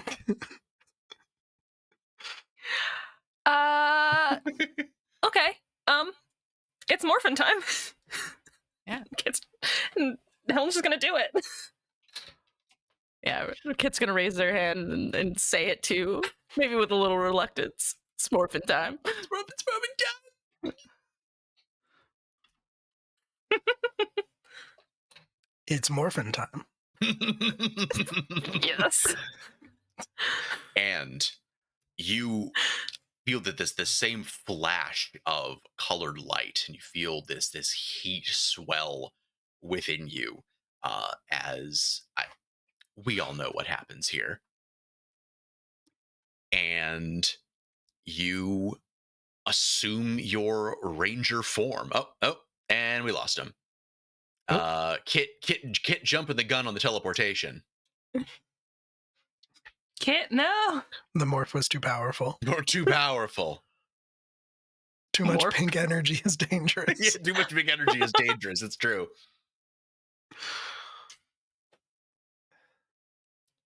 You back? I think so. Yeah, I see you. I hear you. You're back on the stream. All right. Yeah.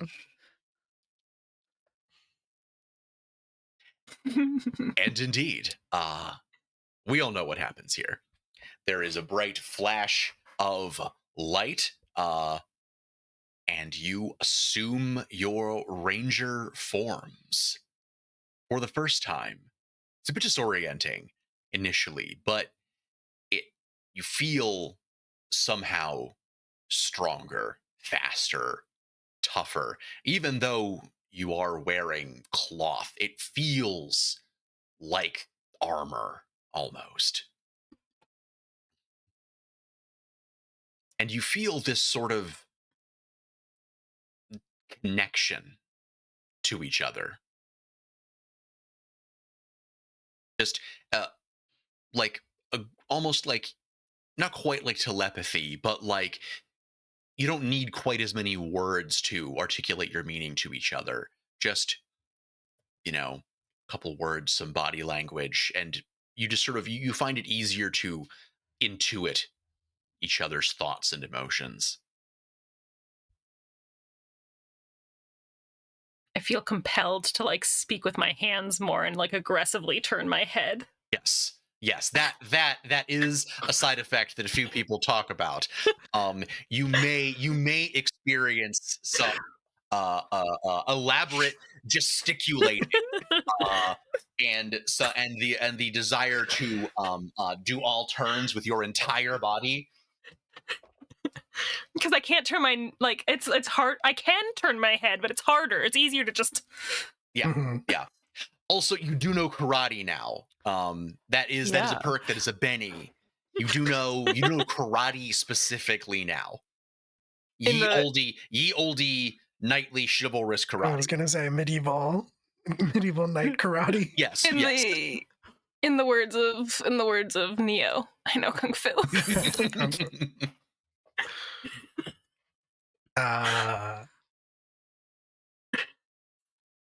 Holy shit.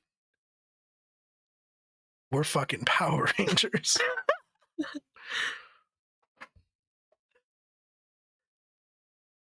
Your connection to the morphing grid will allow you to teleport. Visualize your destination, channel your morphin energy, and you will arrive there.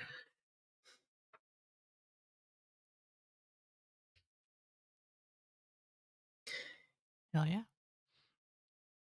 Think of the Ren Fair. Yeah. Guess we're going to the Ren Fair.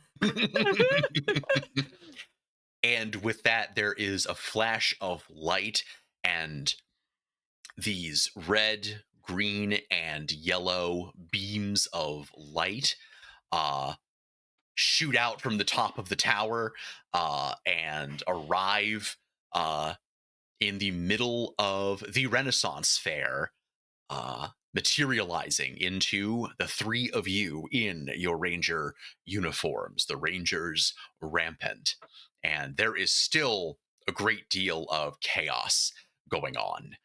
It does appear that a number of people have taken refuge inside of partially boarded up shops. They've formed barricades for some of the food carts. But the putties are still menacing them and trying to tear them away and get at the people inside, almost like this kind of horde of zombies.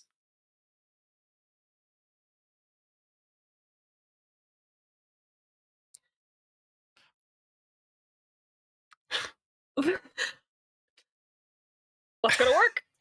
I'm sorry.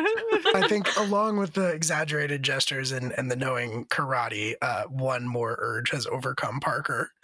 And he does gesticulate wildly and point to the putties and say, "Hey, that garb's not period appropriate. We're gonna have to ask you to leave."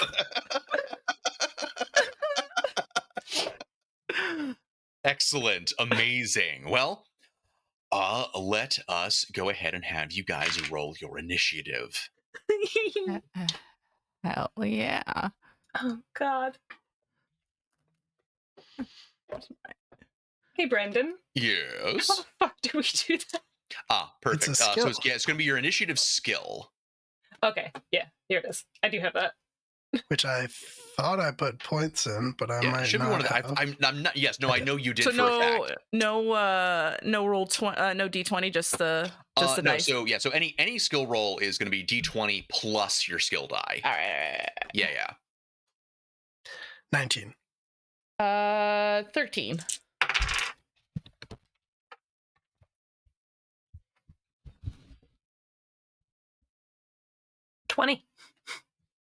Hey.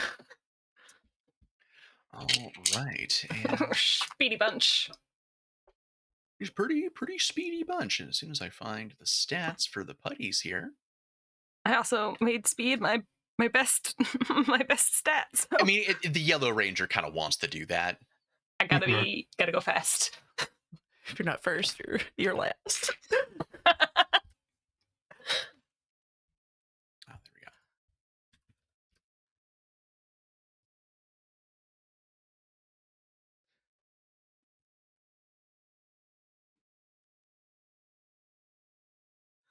There we go. All right. Let me just do there.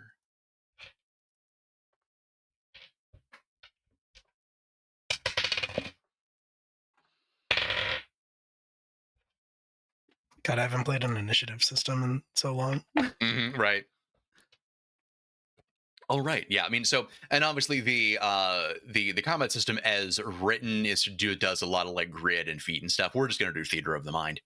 So, first up in the initiative order would be yellow, unless Red, you want to use your ability. My ability. Don't you get the follow me ability as the Red Ranger? Not until second level. Oh, second level. All right, I'm getting ahead of myself. Okay. Well, Yeah. in that case, yellow, you are up first.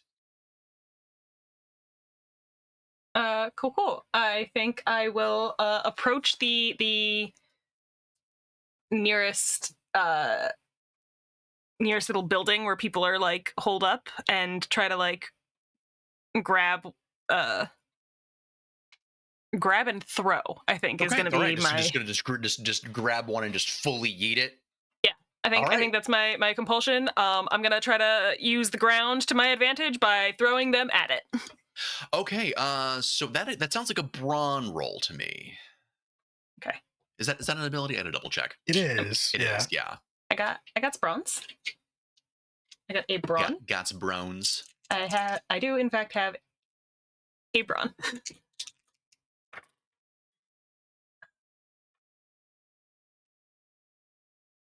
It was 18. Okay, that is enough.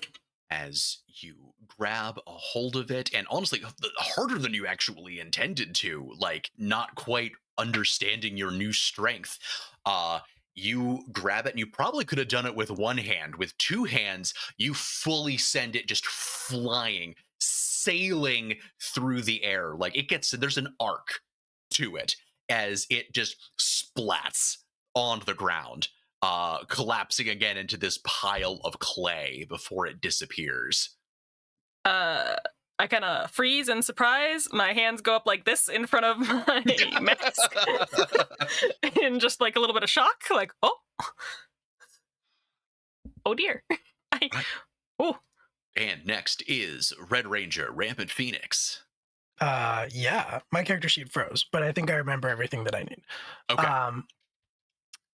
I think that I am going to charge directly. There's this like collection of them ahead that are menacing people. Mm-hmm. You said? Yes. So I'm going to charge right into the fray. And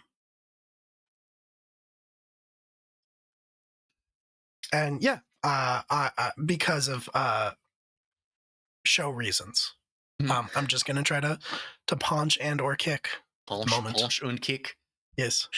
Just gonna dive in there, just like a bar fight. You're just gonna dive into the pit. Is what you're gonna do. Well, correct. Yeah. Except now I know karate. Yeah. Because now you know karate. Yeah. And I'm gonna flip into the pit. There we go. Yeah. I leap off the ground, camera low angle, straight up as I somersault over top of it, and then land in the middle of them, and roll a 3. Nice. I think, you... Classic first ranger fight. Classic first ranger fight. Yeah. We're doing shit by accident. Exactly, yeah. You leap into them, but... what you have succeeded in, you've scattered them like bowling pins. You have succeeded in removing that immediate threat and causing disarray in their ranks. Unfortunately, you did not stick that landing even a little bit. Like if you were just Parker, this would hurt. Like, this would be like a gnarly skateboard beef here. As is, you are mostly just hurt in your pride as you find yourself just back against the ground, looking up at the sky. How does that feel to get to say to Will? Actually, really good. I realized it like as I was saying it, and I was like, "Oh, that there is a small amount of satisfaction there." I'm not gonna lie. I'm grounded on my own petard.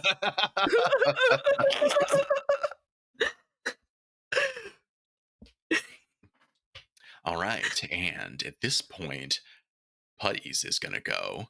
Oh no! As I'm gonna start them going. One of the ones that was next to the one that was thrown.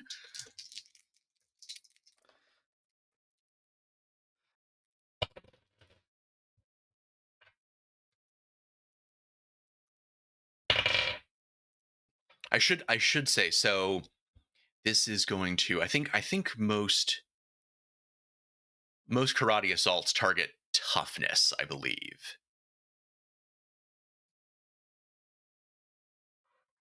That would make sense. Yeah.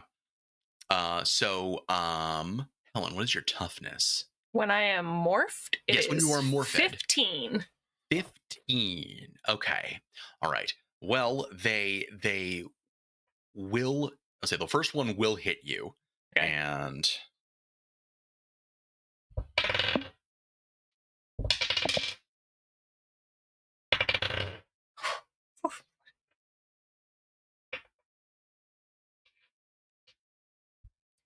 $15, you said? Mm-hmm. Okay. They will both hit you. For in this case, it's going to be one blunt, one stun.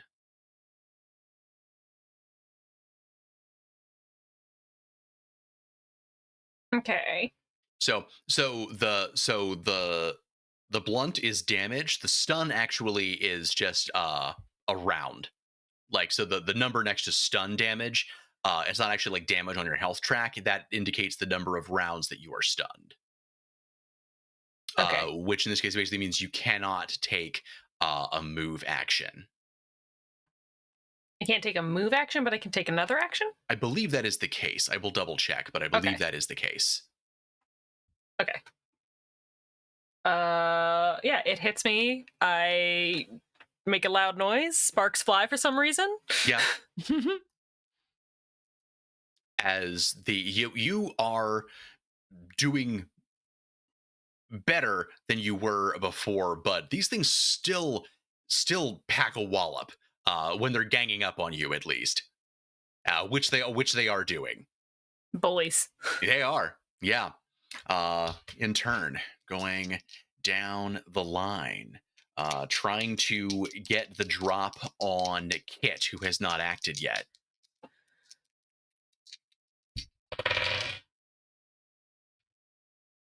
And Kit, what is your morphed toughness? It's 15.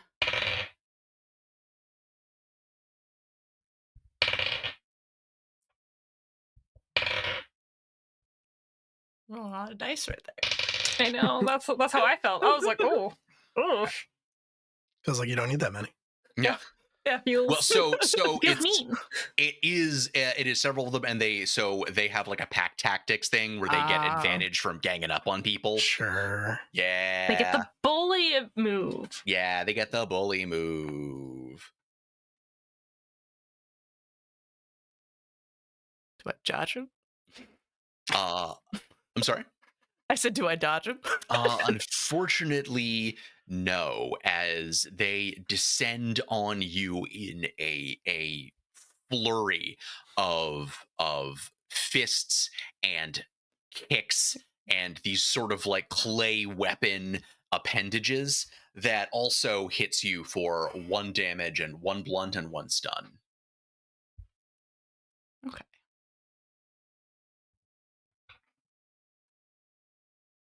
We're going to be saying 1 blunt a lot, Will. I don't know what to tell you. It's going to be funny every time.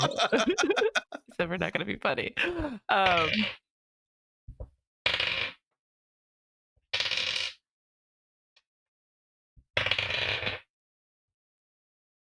Parker, what is your morph toughness? 19. 19.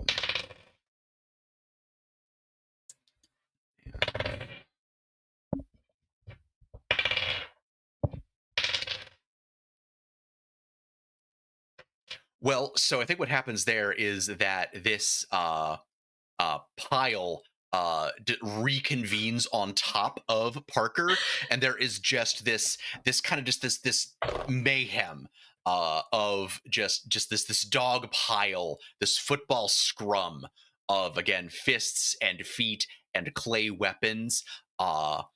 Perfect. But it is then kicked outward again as Parker kips up to his feet with such force that he causes this kind of like this blowback of all of the putties. Can I do a different thing? It's going to be the same effect, but but can I describe a different thing? Sure. I'll do it on my turn, but I'm content to be covered by putties. Be under them right now. Okay, yes. Cool. None of them succeed in hitting you. I had a feeling. Yeah. All right, and Green Ranger, Green Unicorn, it is your turn. Okay, you said I was stunned, so I can't do a move? You can't move. You can still do a standard action. Oh, I can do a standard action. Okay, cool. If I can't move, then I'm gonna I'm gonna draw my power sword because I have it. And then I'm gonna say, mind if I cut in? And I'm gonna cut at the nearest. That's pretty good. Pretty good, I'm not gonna lie. I'm gonna cut at the nearest putty to get them all off and clear a path to get out of the situation. All right. What is the skill for your power sword? It's a reach with 1 or 2 hands, but I'll use both of my hands on this one to add a little to the situation. So I'll roll. I got a 15. Okay, that hits. Hell yeah. And then that's 1 sharp effect. All right. Yeah, you fully just cleave this putty in twain. As its two clay wrought halves just sort of fall apart into the hay and gravel on the ground before sort of melting and evaporating. I gotta feel like at the end of the swing, I like do some weird, do some like standard pose at the end as it melts. But yeah, without looking at it, because cool people don't look. Yeah, no, I'm not. Don't. I for sure know I hit it, but no, yeah, absolutely. You go to the wide shot where I'm just like, yeah. And that takes us back to the top of the order with yellow. Cool. So I just saw all that happen. I'm like, oh, word. And I think in response, Helen's gonna follow Kit's lead, and I'm gonna pull out my little Griffin Warhammer. Comically proportioned little wings on the little bastard, and I want to use my Yellow Ranger power, which is the triple strike attacks, which means I want to hit it twice with my weapon, and then once I got to use my own body to do. So I'll probably kick them. Do you have to put them all on the same target, or can you target multiples? It does not specify. Actually, let me. Does it say multi-attack? Yeah, so the description of it is Fury of Blows, use a finesse, each for your hands, follow up, variable skill die. It does not specify that it has to be a single target. Okay, I was going to say, because these guys do not have much health, so throwing it all on one might end up being overkill. Yeah, so I would say, which is what I thought. So I think let's roll it one at a time. I'm not going to make you like formally declare before you do, because that's not dramatically appropriate right now. So let's just kind of like see where we go with this. Okay. So first one. So it is. So if I use two hands, for some reason it becomes silent. I don't know what that means. It's a little concerning of a descriptor. Yeah. I don't think of a sledgehammer as being silent, especially when you putting two hands behind it. Yeah, it's like, let's be so for real right now. But so basically, I get to make a might attack, but because I'm using my power, I get to use my finesse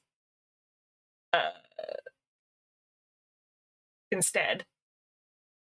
So, which basically means I will get to use my speed, which is better. So first one is gonna be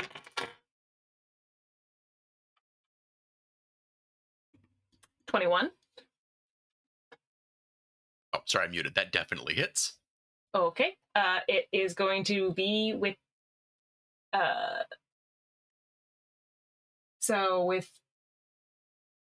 two hands. That is a blunt one. Okay. All right. And actually here. So, do you want to describe what happens with this hammer blow that destroys it? Each of the putties have one health a pop. So. Oh no. So this putty whacked me twice. I bring out technically it and its buddy each whacked you once. It and its buddy each whacked me once. So the closest one, I bring out this comically proportioned warhammer. The wings flap twice, kind of aggressively. Flapping with a threatening energy. a little bit of an aggressive mood. And then I wind up as if it's a baseball bat. And I swing and I connect. And the clay from like the waist up just goes and splatters against like the other putty who's standing there. And it's just the little guy's legs for a minute. And then it like the legs fall to its knees and then fall forward before turning into the ground. I don't know. Sounds like you still got 2 attacks left. Yeah, so I swung sideways, and then I'm just gonna bring the hammer back around ups, and then I'm gonna come right down on top of its head, like this, the one that's standing in front of me, if I hit it. Mm-hmm. Which I gotta be honest, given that I get to add 5 to this roll, I'm probably gonna hit it.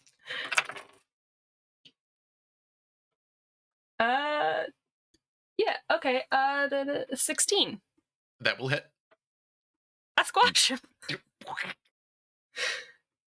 And then I technically have 1 hit left. So if there's another putty standing nearby, I just kick him. Yeah, go for it. So fucked up.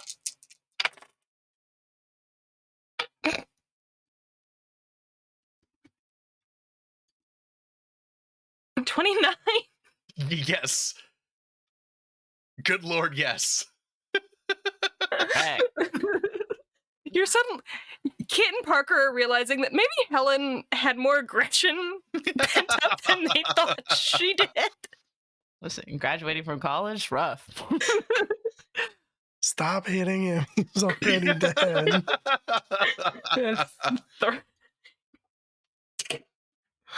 Yeah, so she smashes the one, bops the other, turns and just like kicks one of them away.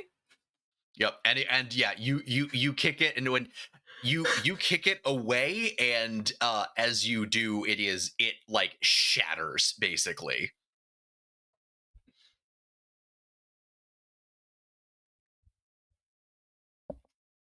Helen is damn.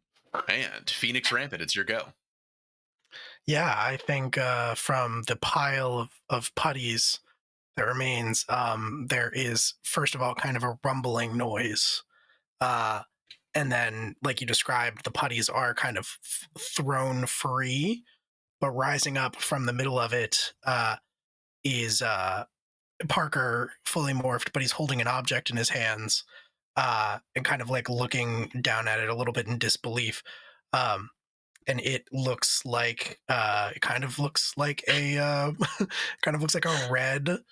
It's shaped like a red flying V guitar. except that where the two flangs of the V are, it's these like two axe blades. Nice. And he it doesn't have like strings, but it has like a gold filigree inlaid where like strings would be. And there's just this kind of like resounding pure power chord that echoes out as he stands up, and he holds it in his hands like a guitar, staring at it. He looks around for a second and he's like, "You thought you guys rocked."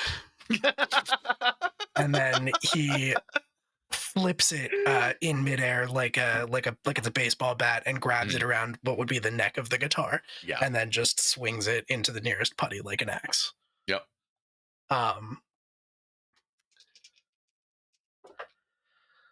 That is gonna be an 18. That will definitely hit. Okay, and that will do. I'm not going to use my power strike ability because it does one blunt, so that should be enough to kill the putty. Yeah, absolutely. What's that look like? I think he just like kind of like slams the guitar, the axe blade rather, into the chest of the putty and kind of just keeps going. And there's like a slight trail of fire coming off the head of the axe as he swings straight through. Nice, extremely cool. Yeah.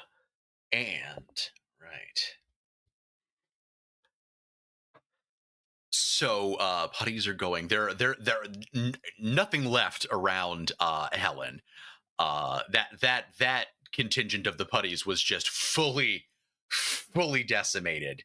The remaining ones by Kit and by Parker are going to be attempting to hit them.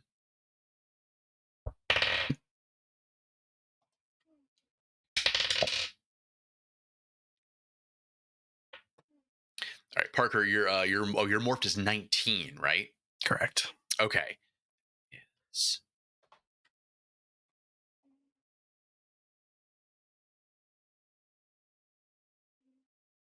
No, that doesn't do it. All right. And on Kit, your morph toughness is 15. 15.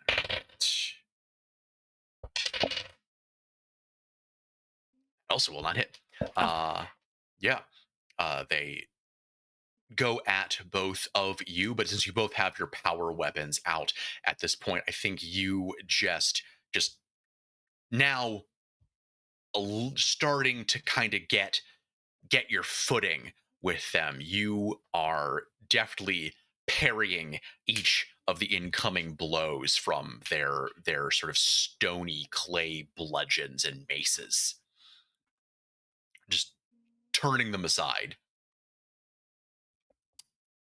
And Unicorn Rampant, it's your go. Hell yeah. I think I'm just gonna keep slashing and cut down this pile. Cut through the dough, if you will. Let's see. Hell yeah, that's a 17 for one shot. That will definitely hit. Hell yeah. And then I'd like to like move away. I don't know if opportunity yes. I don't know if opportunity attack is a thing here. But I'd like to maybe get to a better vantage point to avoid the next round of hits, depending on who's left.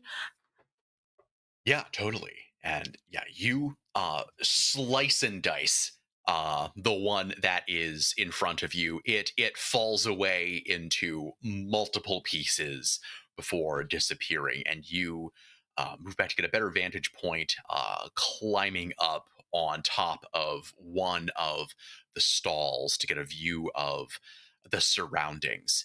And when you do so, you hear from nearby over on the jousting grounds the sound of a scuffle and a sinister voice calling out, saying, "What fools these mortals be!"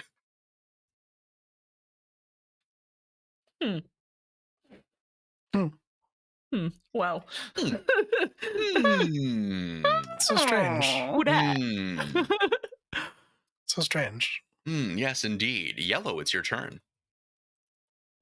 So, did we all hear that voice, or did just Kit hear Yes, that voice? yeah, all of you heard that voice. And I would say, I think, actually, Kit, from your perspective, you can tell that it's definitely coming from the jousting ground, which you can see from your vantage point.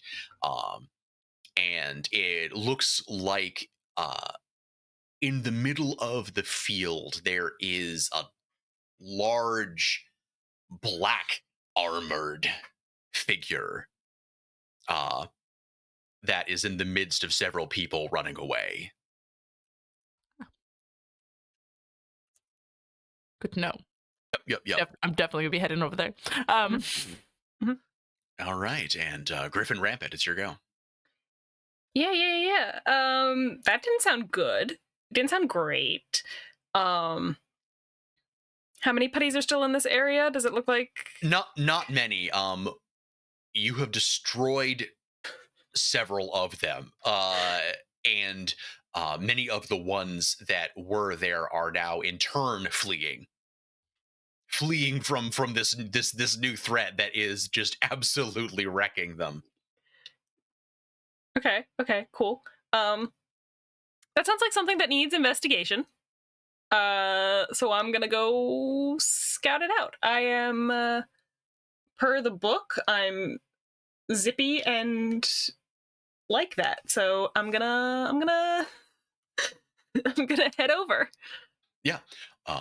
Sprinting over, you get into the stands of the jousting field, and you see this hulking black armor with this sort of like golden filigree. It has a shield with these 3 lions on it and a flail gripped in one hand.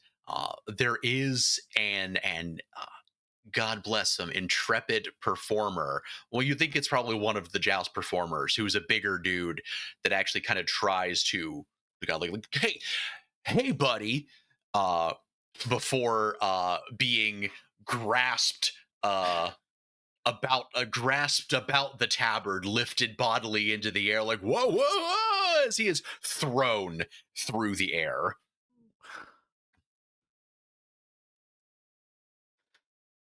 And this night, this nasty night, turns and sees you in the stands and bellows out, "Ha ha, a new challenger appears." Oh. Oh. What do you do? I think down the lines of our new communicative bond, you hear, you guys just get the feeling of shit. How much bigger than me is this person? Well, you kind of gained a little bit of mass in your ranger form, but the nasty knight is like solidly like 7 feet. Cool. He's got knees. He do got knees, though. He's got knees. He do got knees, though.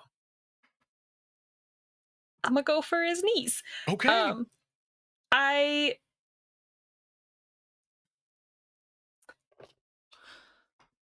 many times can we activate a power? You usually costs. Yeah.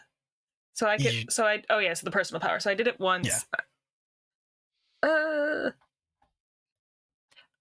I'll just try to hit him once. This go round. I'll just try to. You do also have your power strike ability for your power weapon.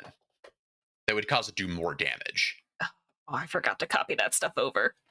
Literally, so all you have to do with it, it's like a once per encounter. Mm-hmm. So you take a 1 die shift down on the roll that you're using to hit with it. But when it hits for 3 energy. Is that specific to Helen's weapon? I'm using I'm using sledgehammer stats. There was no power version in the book. Okay. Yeah. No, I think the power attack thing, I think it's the same for all the power weapons. Once per encounter, 1 die shift down, hits for 3 energy. No, mine is a blasty thing. Oh, okay.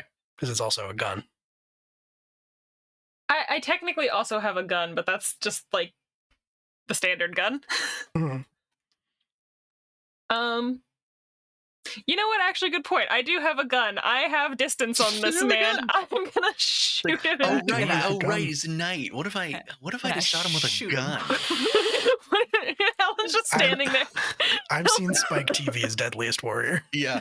Or this is gonna be just like an Indiana Jones. He just waves his flail around, and then you just pull out your blaster. The blade blaster. Yeah, I think Helen's just like, wait a minute. she's tightening the grip on the hammer, and she's like, hold on, and she just sets it down on the ground and just pulls out the blade blaster, and she's just gonna aim for the little eye slots. Okay, very cool. I'm just gonna shoot him. I have a range. It's got a 75-foot range for energy, and it's targeting, and I'm gonna shoot him. Okay. And Helen starts blasting. Targeting. Okay.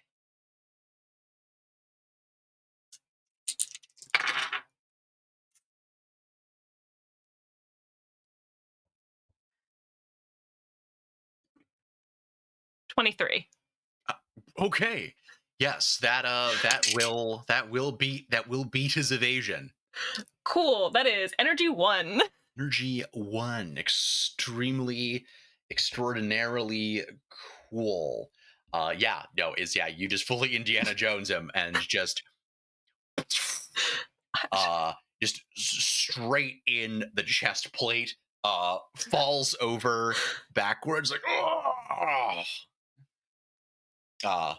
though he does start to get up again, seemingly quite perturbed at this display. Helen just continues her mental connection to the rest of the team. Shit. All right, Phoenix Rampant, it's your go. You said the putties are pretty well handled? Yes. So then, I think I'm just gonna flip into this other fight. All right. Land next to Helen, and then I guess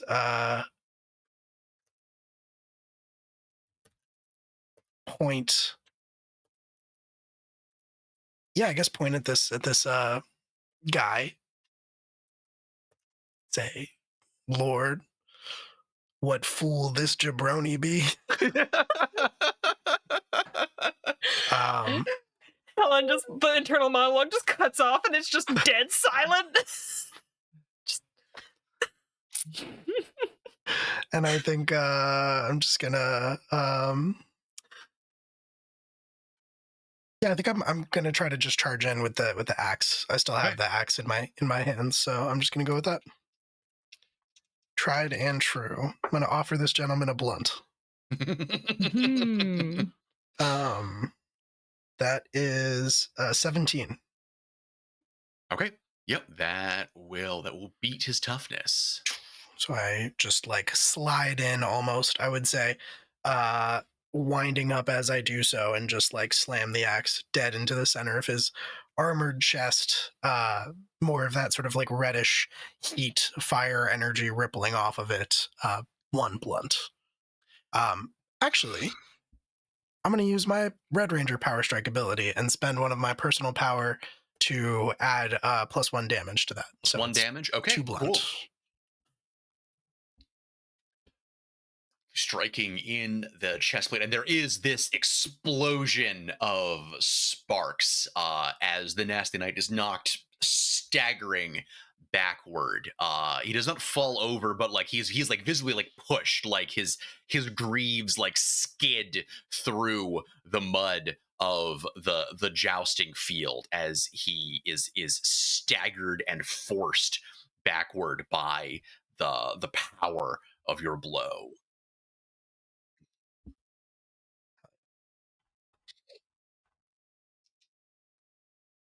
And as he regains his footing and sort of clanks his armor, setting himself once more, and just says, "My turn."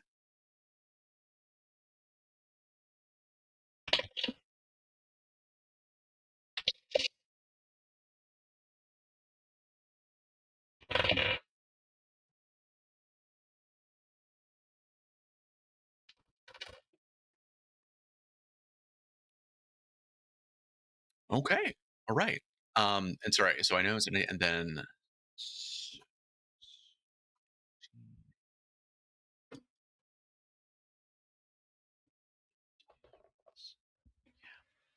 okay. See, swings his flail around, and as the chain seems to magically lengthen in this long spiked arc across the jousting field, it is clearly aimed at actually striking both you and Helen in this single sweeping attack.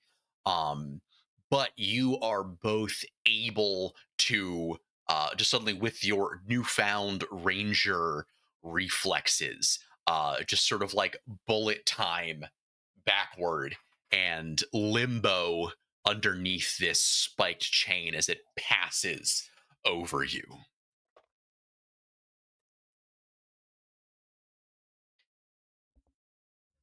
And Unicorn Rampant, it's your turn. Hell yeah. If we can leave the putties, then I'm gonna do a twist backflip over Nice. to the group. Sit flip, yeah. But I think I'm gonna do two things. One, I'm gonna activate my ranger power. This is not my character sheet. Which is I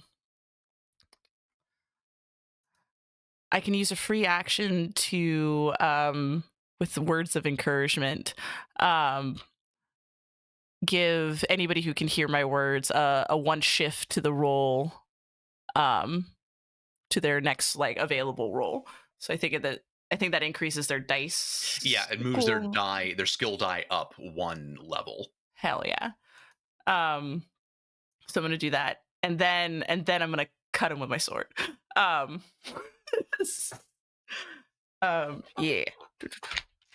Who are you giving it to? I mean, Helen is the next one up. That's true. So I think I'm gonna give it to Helen. Classic Kit. Listen. When we squash the beef, you'll get one. When we all start holding hands again. Yeah, we're still holding hands, but hell yeah. That is going to be a 22 to slice him with my dang it. So as I like give words of encouragement to Helen, you got this, bud. you do great out here. I'm gonna tell the knight, and it's like, hey man, this is not very very knightly, very chivalrous of you. And then I'll slice him with my sword for one sharp.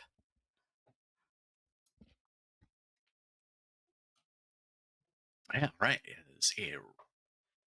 He goes to deflect it with his shield, but he's not prepared for the force of your blow, and you knock it aside, severing the shield from his gauntlet in another shower of sparks.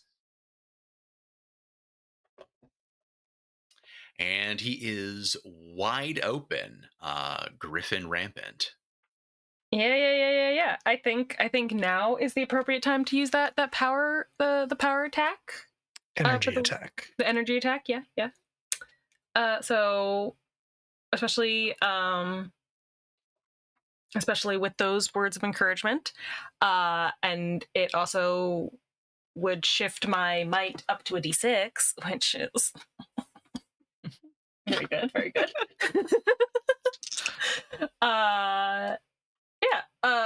Helen is bolstered by those encouraging words from Kit. Feels very warm and nostalgic, and it feels very dear. And then Helen, for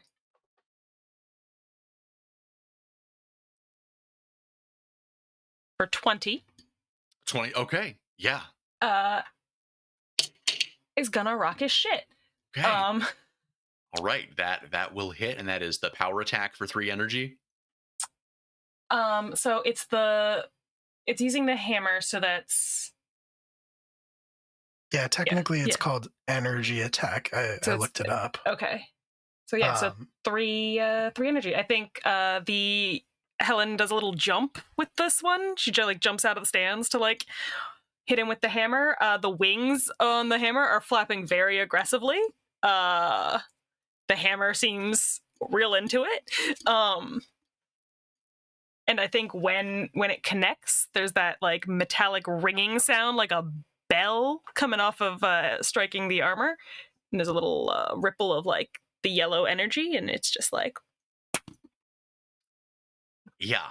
And as you do so, the armor comes apart at the seams, again in another explosion of sparks and lightning. The bits of armor almost becoming this kind of glowing shrapnel that just kind of rains down over the jousting field before disappearing. And all that is left is a smoldering crater. Nice. Knew you could do it. Stay out of Grail Cove, motherfucker. If we could spit, we could. Yeah. And you are struck suddenly by there is a sound of cheering and clapping and hooting and hollering as the people who had been barricaded in the shops have emerged and have seen your victory, filling the stands around you, and just standing ovation. But they don't approach you. Yeah. Gonna dramatically sheath my sword.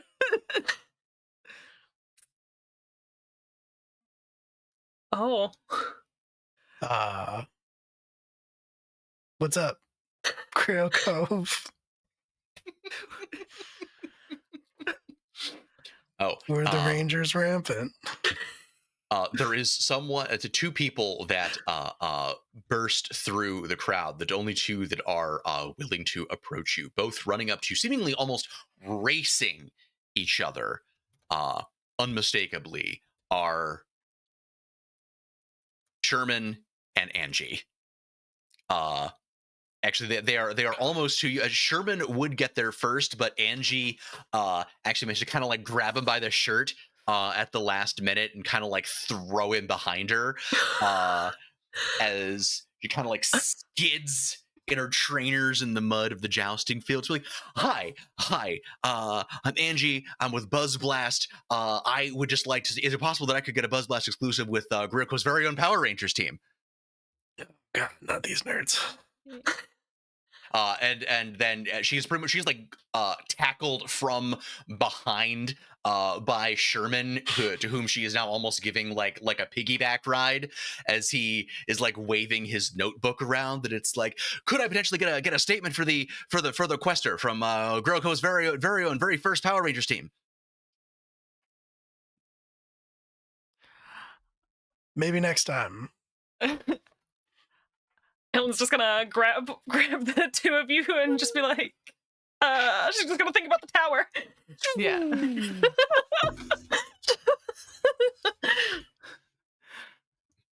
And you materialize once again in the tower. And do you demorph? Yeah. Take our helmets off. Do the Yeah. helmet, the inexplicable helmet thing. They open in the half. They do that in the very first season, which is the only time they do it. Hell yeah. That Sweating in the... was well done, Rangers. You are a credit to your morphers.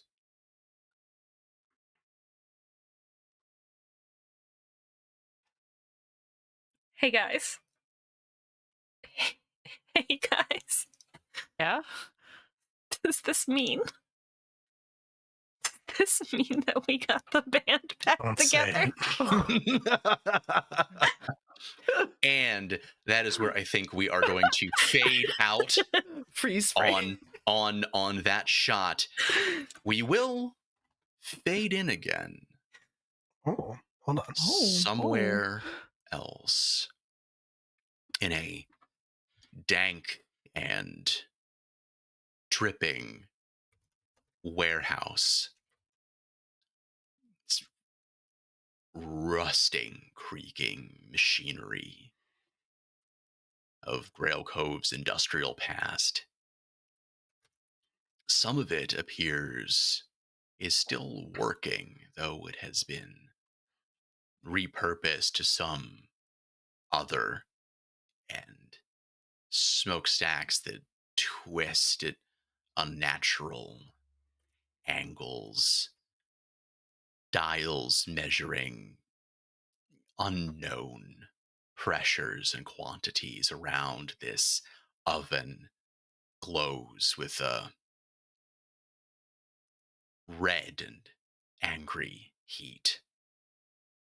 Before this fiery gate is a table covered in scraps of clay, some of them shaped into rows upon rows of tiny human-like shapes, others being in the process of formed into twisting, bulbous, monstrous shapes.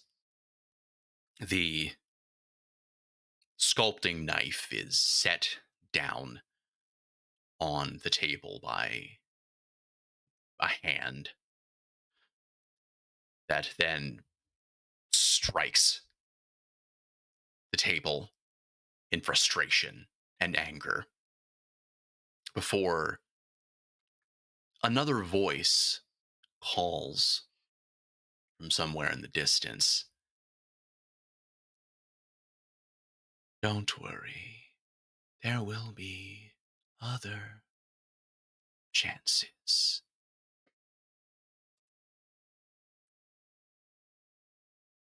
That's where we're going to end.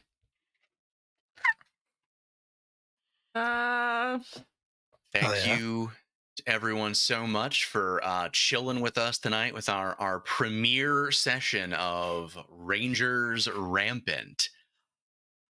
If you chatted, if you hung out, if you donated especially, it really does mean the world to us. We could not do any of this without your support. And indeed, it's the reason why we do it.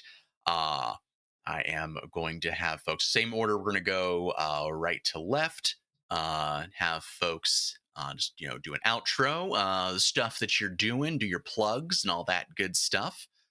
Starting with Julia.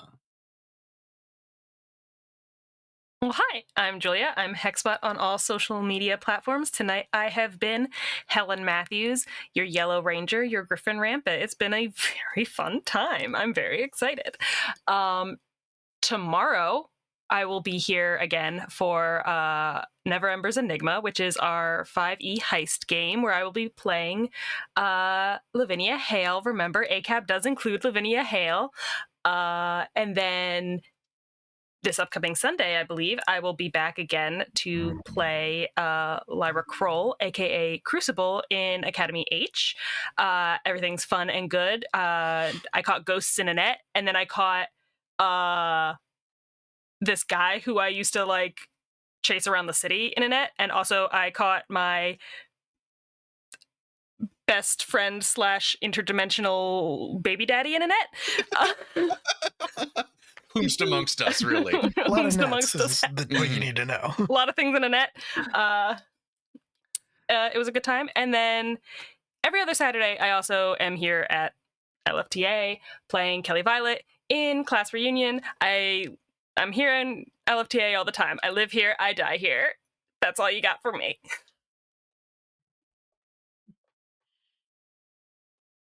Oh, hi. My name is Eli. I was playing your Green Ranger, Unicorn Rampant. I am the resident ghost over at Mayday Roleplay, but currently we are on our wonderful holiday vacation, so a lot of things you will see me in will be in the coming 2025, including being here on alternate Tuesdays to play Niflheim Tenebris as your favorite Junker Padlock. Other than that, you can check me out on the 30th on Game Master Mondays as I play Delta Red and Green with a wonderful cast of folks. Other than that, you can check me out on my socials on A Ghost of Eli, where I do a bunch of random stuff. I write games, I produce things. I also run a Dungeon Meshi D&D game professionally. So if you ever are interested in that, come find me, and we'll have a great time with an awesome little community. But other than that, you'll see me more in 2025. Hello, hi, my name is Will. I was Parker Mills, your Phoenix Rampant tonight, and this was a blast. This was a lot of fun. I won't be here for Never Embers Enigma tomorrow night. I will be over on Entropy Emporium running God Complex, which is a Girl by Moonlight game that I run about making the corpses of dead gods into mechs and fighting space kaiju at the end of time. It's a blast. It's a lot of fun. We haven't played in a long time. I'm very excited about it. It should be a good session. Last time we ended with Cass eating someone, so good things are going to happen. And then Friday night, I will be over at Exquisite Corpse Presents playing Metalliteens in the City of Tomorrow, the Masks game, which is very fun. Where I also play kind of a dumb red boy. Got a theme going on these days, but we have Hasmus stuff basically every night here on LFTA. Academy Age on Sunday, as previously mentioned. Check out all of the Hasmus stuff. It's all very good. That's it for me. I am on social media at @AWillMScream, mostly on Blue Sky. That just means Brendan's left. Hey everybody, it's me. I was everybody else tonight. I'm looking forward to all the silly voices this game is going to afford me the opportunity to do. It's only going to get weirder from here. When I'm not doing this, other places on the channel, I am also in Academy H playing Alex Sandowski, aka Victory, aka Interdimensional Baby Daddy. Currently caught in a net. It's gonna be a good time. Are we playing this Sunday? We are. That's the plan. Cool. All right. Very, very cool. I'm excited for it. Also in Thy Kingdom Come, our Urban Shadows game of teenaged monsters in a weird dystopian theocracy AU. Doing weird angel shit right now. I play Sepher, Teenage Frankenstein Thembo, V2 Rocket in a trench coat, where I let the autistic thoughts win. I also am going to be in some of our Hasmus games coming up. This Saturday, I'm going to be in Hanukkah Hunters, Hanukkah themed Monster of the Week game, and also going to be running the Events at Mistletoe Manor, a holiday Christmas gothic horror game using a ghastly affair. And I think that's most of what I'm doing right now. Sounds right. Yeah. That's going to do it for us here tonight. If you are not already following us on things, you can do that. There are links in the chat. I clicked the wrong thing and now I can't get it to go away. to let me access the chat. If someone wants to put exclamation point socials in the chat, there it is. It's coming back. You can follow us on all of those platforms. We use some of them sometimes. Or you can join the Discord, which is a great place full of great people. We would love to have you be a part of it. If you're looking for a community, can't recommend a better one that I know of. We're going to disappear in just a second, but we are going to raid our friends over at High Shelf Collective, who are playing Cyberpunk Red and raising money for Elevated Access, a charity. So come along if you want to, say hi, be friendly. They are a lot of fun. But I think that's going to do it from us here at Live from the Apocalypse tonight. So say goodnight, everybody. Good night, everybody. Good night, everybody. Have a good one. Good night.